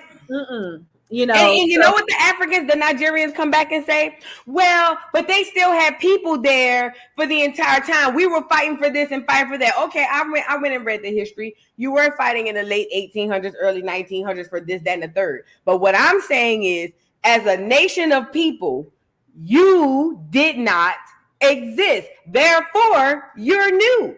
It's no different from me moving from New Orleans to Atlanta and then saying I'm an Atlantean. You know what I mean? Mm-hmm. I'm really not an Atlantean. They're just making it up. Right. So where do you come from? Where do the Nigerians come from? Because y'all were not a nation of people called Nigerians. And I get what the people say in the books, and I know people are indoctrinated with that. But I need us to understand, mostly all of these lands outside of America are new. They're all new. I'm talking about within the last 100, 200 years. New. And they have no genealogy. None. I have a post on my TikTok that I showed you of a news show in Africa testifying to the fact that even today in 2024, they have over 500 million people on that continent with no birth records. They ain't even, they're unaccounted, they're unaccounted for. So the idea of genealogy ain't even something that's been in their tradition, but yet and still we us over here not only invented genealogy, we also invented the family crest that go with our names, because that was a part of our royalty. So when you're watching Bridgerton and we're watching all of our, European movies and getting all into the tea, yeah, that's a part of us too, because who is the royal bloodline of Europe? Us. Yeah. Okay. Now we know that the queen and them that we look at now, they're fake. They're not the real. No. But when the idea, when you think of Europe and you think of the bloodlines and all that stuff that they do be talking about, you have to know it's your bloodline, guys. Yeah. Okay. It's our bloodline. We are the royal bloodline that they be talking about. They just hijacked that part of it, but it was our bloodline. So and Vladimir Putin showed us that. Remember, he opened that vault with the black Jesus and all them black paintings on the wall. You know what I mean? So that's very important. But listen, this was so good. We definitely have to do this again, because there's so much we need to talk about. Like, so many people have so many questions. I myself am one of them people, and we definitely have to have you back together. Yeah, so next week. I don't know if I might not know all the answers, but we try to get it worked out. No, but the dialogue is so enlightening. You know what I mean? The dialogue within itself, because these conversations don't happen, especially on YouTube. They got people hollering about we Native Americans, we Indian, and then they start and stop right there. Okay, so tell us about how we can get our land back. You hardly ever hear it. And I didn't think about it until you said it. You hardly ever hear people talk about the land. You know what I mean? I'm the only one over here singing to the top of my lungs. Y'all talking about reparations. We need to go get reparations through the land. I did a whole live saying reparations through land. I did a whole Educational Friday live about that. And I'm sitting here saying, I know I ain't the only one talking about no land, huh? And some people mention it, but they don't hone in on it. I hone in on it. So I don't follow that. And I tell people all the time, the people like Tariq Nasheed who march my people down there to DC with their posters hollering about, reparations ain't form of cash payments. I say I despise them, because I know that they're misleading my people. They are. All of them are. And see, we got to be a generation that becomes fierce to call them out and take them out. See, my third great granddaddy, I told you earlier that I had found out he had a sword, and I found it through Google, and his name was in a sword book. And anyway, the guy ended up having all these pictures and all this stuff. So in our family blade, we got Tecumseh etched in the blade of his sword, that he was given by the Orleans Grenadiers back in the 1800s. And so I be imagining I have the sword in my hand, and we got to get ready to take these heads off. You know what I'm saying? So, like, I be imagining like, okay, slit niggas, we got to get a little bit more cutthroat, and we have to teach our children that some of our people gonna have to be taken out. Hell yeah! When we study history, and we be wondering, well, how did they get conquered? And how did this happen? You can see how it happened. Yeah, look, it's happening now. You can see, you can see you look at the different type of mentalities we have. You know what I mean? It's like you can look at it now, so you can imagine what it was then. We have a lot of stupidity in our very own community. TikTok, I always call them TikTok dummies, and all this type of stuff. I be on TikTok, but what I'm just saying is like just dumb, to where it's like, this is how you can get conquered, because you're just dumb and you haven't been outside of your city. You probably ain't even have the time been outside of your state. Nigga, we done been around the world. When you come from a different place, just into a place, you already come with new ideas, new business concepts, whoop-de-dee-woo, y'all ain't got this, we got this, I'm gonna bring the shave ice here, whatever, we're gonna take the waffles up there. People who travel around already get a dominance because you have different ideas. So there's nothing wrong with learning and growing and sharing amongst tribes, because that's how you get the new exchange and products and stuff. So those people that were being international was already the people who already had the ups on people, because you just have more experience in general. But then when you look at also the closed-mindedness of our people, the inability to keep moving with information, now you see why they can get conquered, because your mindset is just too shallow. And even though you might have thought this information, what I thought 20 years ago was not what I knew 10 years ago, was not what I knew 5 years ago. I keep moving. I don't just pledge allegiance to an ignorance. You know what I mean? And so then you see the sellouts. So then you wonder what happened to us in the old time period, because they're still doing the same thing now. Look at all of these people misleading us. Our YouTube people, the whole DNC, look at all the that got on TV. The celebrities. They're all misleading us. So, so the same thing happening now is the same stuff that was happening then. But the thing is, what we gonna do? So now we got the knowledge about the land. We got information on how to get it back. I'm a current litigation. I'm a current litigant in the state of against Mississippi right now, fighting. So it's about 10 of us. So our cases will be going through soon so that it can really be the final testimony, because how everybody don't believe nothing, you know what I mean? But I'm telling you, I'm Noah on the ark right now. Right. Telling you the storm is coming. Now, I'm trying to tell y'all the key to be ready. So y'all, you be in your genealogy, finding your stuff, so that when these cases go through, it'll be so much easier for y'all to go through, okay? But I'm telling you, it's coming now. I'm not waiting I don't need the whole 50 million, 60 million, 80 million of us to do this at one time. Y'all better listen to what we're saying and start applying what we just talked about tonight, because you don't want to wait till it's 70 million Negroes trying to come to do the same thing. Big mama energy. This is the leverage we could be taking back. And I am a part of some litigation people that are also talking to MAGA people who are wanting our vote, but hearing our needs around land and restitution for the land records that are already in our family. See, I don't need you to give me a handout from the country about give me some territory in Georgia. I already got my territory in Georgia. Right. I just don't even want to have to be dealing with too much back and forth with the judges and stuff. You know what I mean? So that's what we can now position back to people like Trump and different people. Like, this is what we talking about. You know what I'm saying? It's right. Like, because remember, he's saying keep languages. We want to use American oil. We want to, remember he was talking about something. So, okay, that's going to be on our heirs property, baby. And so this time we coming for the check. It's cool. You know what I mean? It's like, you know what I'm saying? I'll leverage some of my land for the country, but y'all just going to pay us. And look, it always takes me back. It always take me back to when that clear woman was on there talking about she an Indian, and he said, "I know what the Indians is like." Exactly. I'm not afraid of Trump.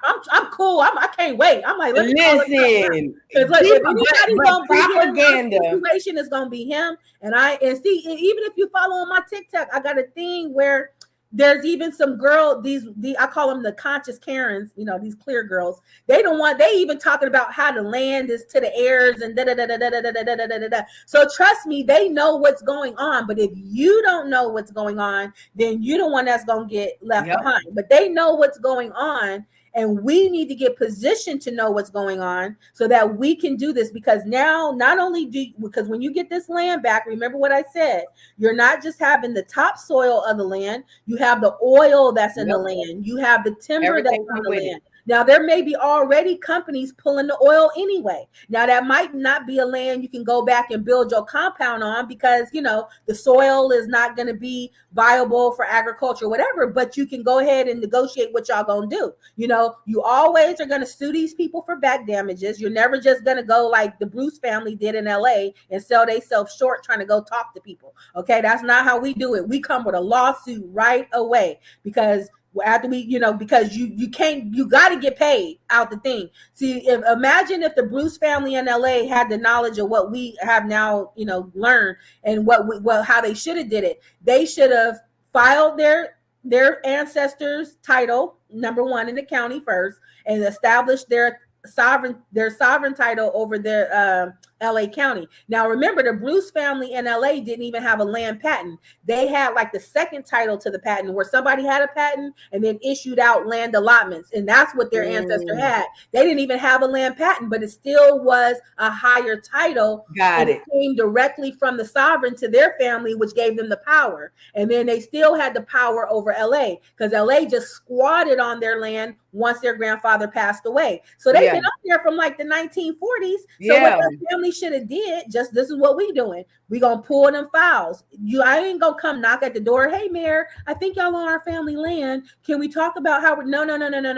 You got to hit them with the law. You let them know. I have superior title. You're on it, and we need to deal with this. So now you're gonna deal with it through a lawsuit, and that's gonna be y'all bring y'all information out. We're gonna bring our information out, and then we're gonna go into discovery because I need to know, since you've been on here in 1940, how much money you have made up until 2023. You know what I mean? That's what they should have been doing down there in LA.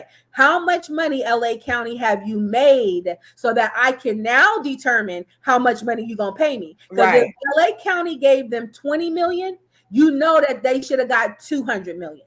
Okay? And that's how valuable that land is. But they got sold short. And 20 million can't even get 20 relatives a small house in California right now.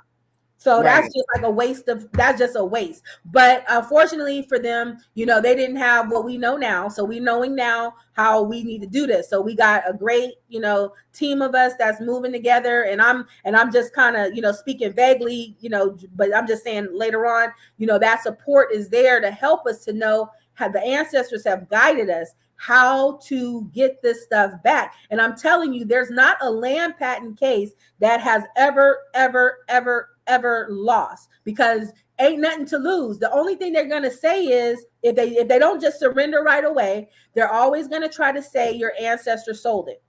Okay. But if they cannot produce any proof that really shows your ancestor that they have an unbroken title from your ancestor or somebody in his bloodline to them, you know what I mean? Then it's gonna be null and void. And so it's just like, but that's all they can say is that they sold it. And like in my case, that's what they tried to do, but they actually wrote out a fake sales contract, tried to go put it back in the Mississippi records. They didn't even know. I already pulled that title 6 months ago, dude. I'm already ahead of you. You on chess, I'm on checkers, okay? I know you went and put that in Mississippi records because I already pulled the records before you knew I was coming. You know what I mean? So it's just like we just sitting there laughing because when we get to appeal, it's like, y'all so stupid. And then you didn't do this right, you didn't do that right, you didn't do this right, you didn't do that right. But one of the lawyers, I'm fighting like 3 law firms. One of the lawyers said, and I know we got to get ready to go, but I'm just trying to show you guys when he was early on trying to beg the judge to throw the case out when we first started. He said, because if you let her get away with this, all the heirs are going to start coming back. And this is going to undo what we've been doing for the last 200 years. I'm like, damn, Skippy. Look, I'm just like the Bama Brawlers. You know, I'm throwing the hat out.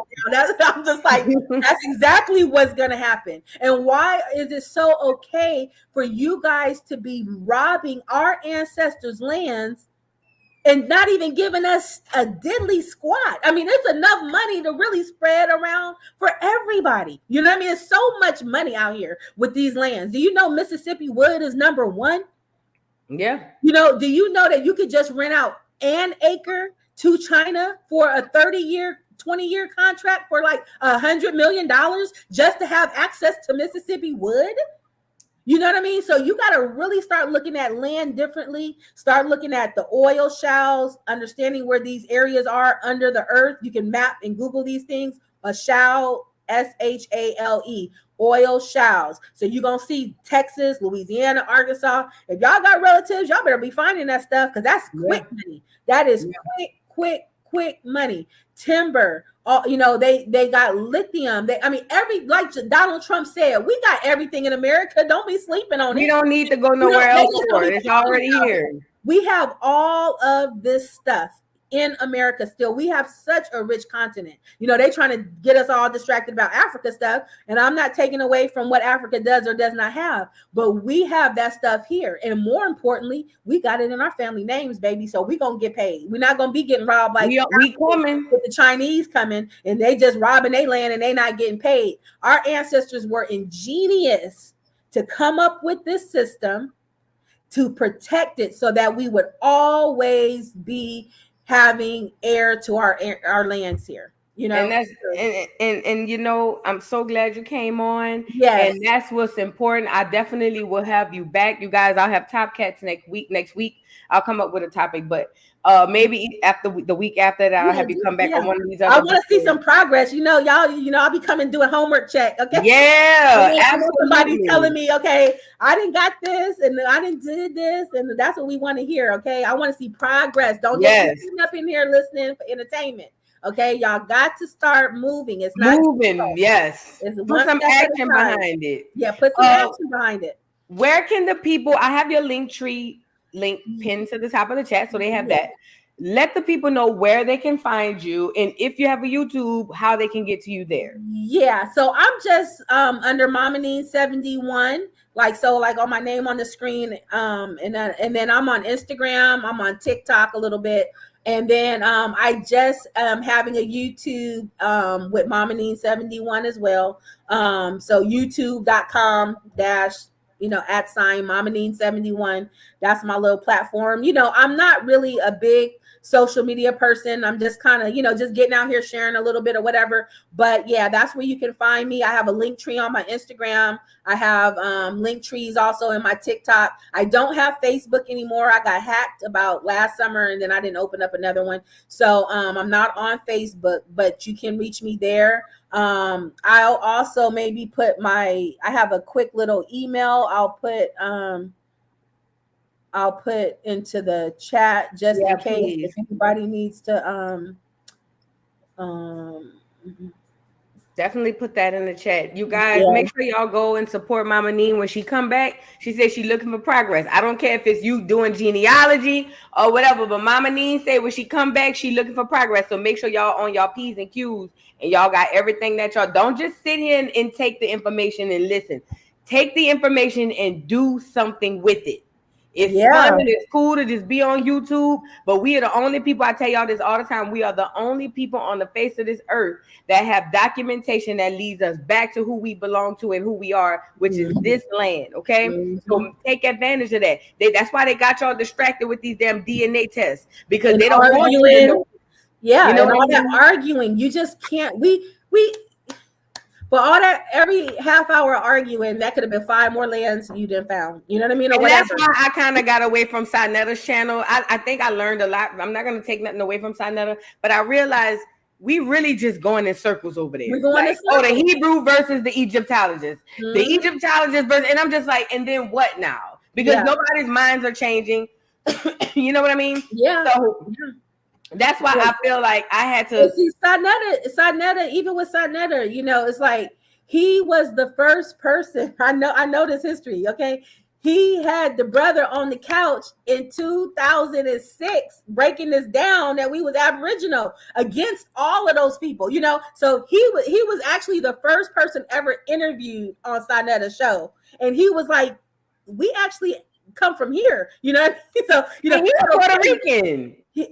No, I'm saying, his dad is Puerto Rican, but his dad is. But what I'm saying is, when he started this Sinetta show, his show, the first person he ever interviewed was the person I was saying, breaking down the information that we were from here. Yeah. Okay. But it just is advantageous to keep this game going the whole time. You know what I'm saying? Money. And then every once in a while they'll come back.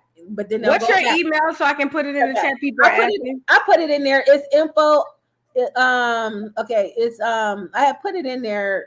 It's I had put it in there as we were talking earlier. It's info icsolutions9@gmail.com.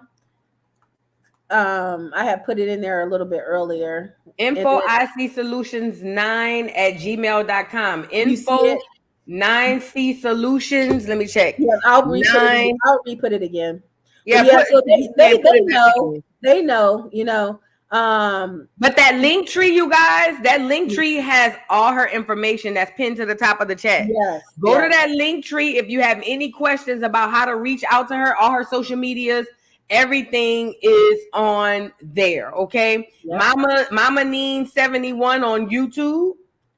I just talked to her last night about starting on YouTube. I told her we need her. It's giving big mama energy. We need her. We need more people like her. You know what I mean? To wake up the masses, because it's going to be a great awakening like it was great migrations. You know what I mean? But with that being said, drop that in the chat, you guys. We got to end it here. We're coming up on, we are at 3 hours. Oh my God.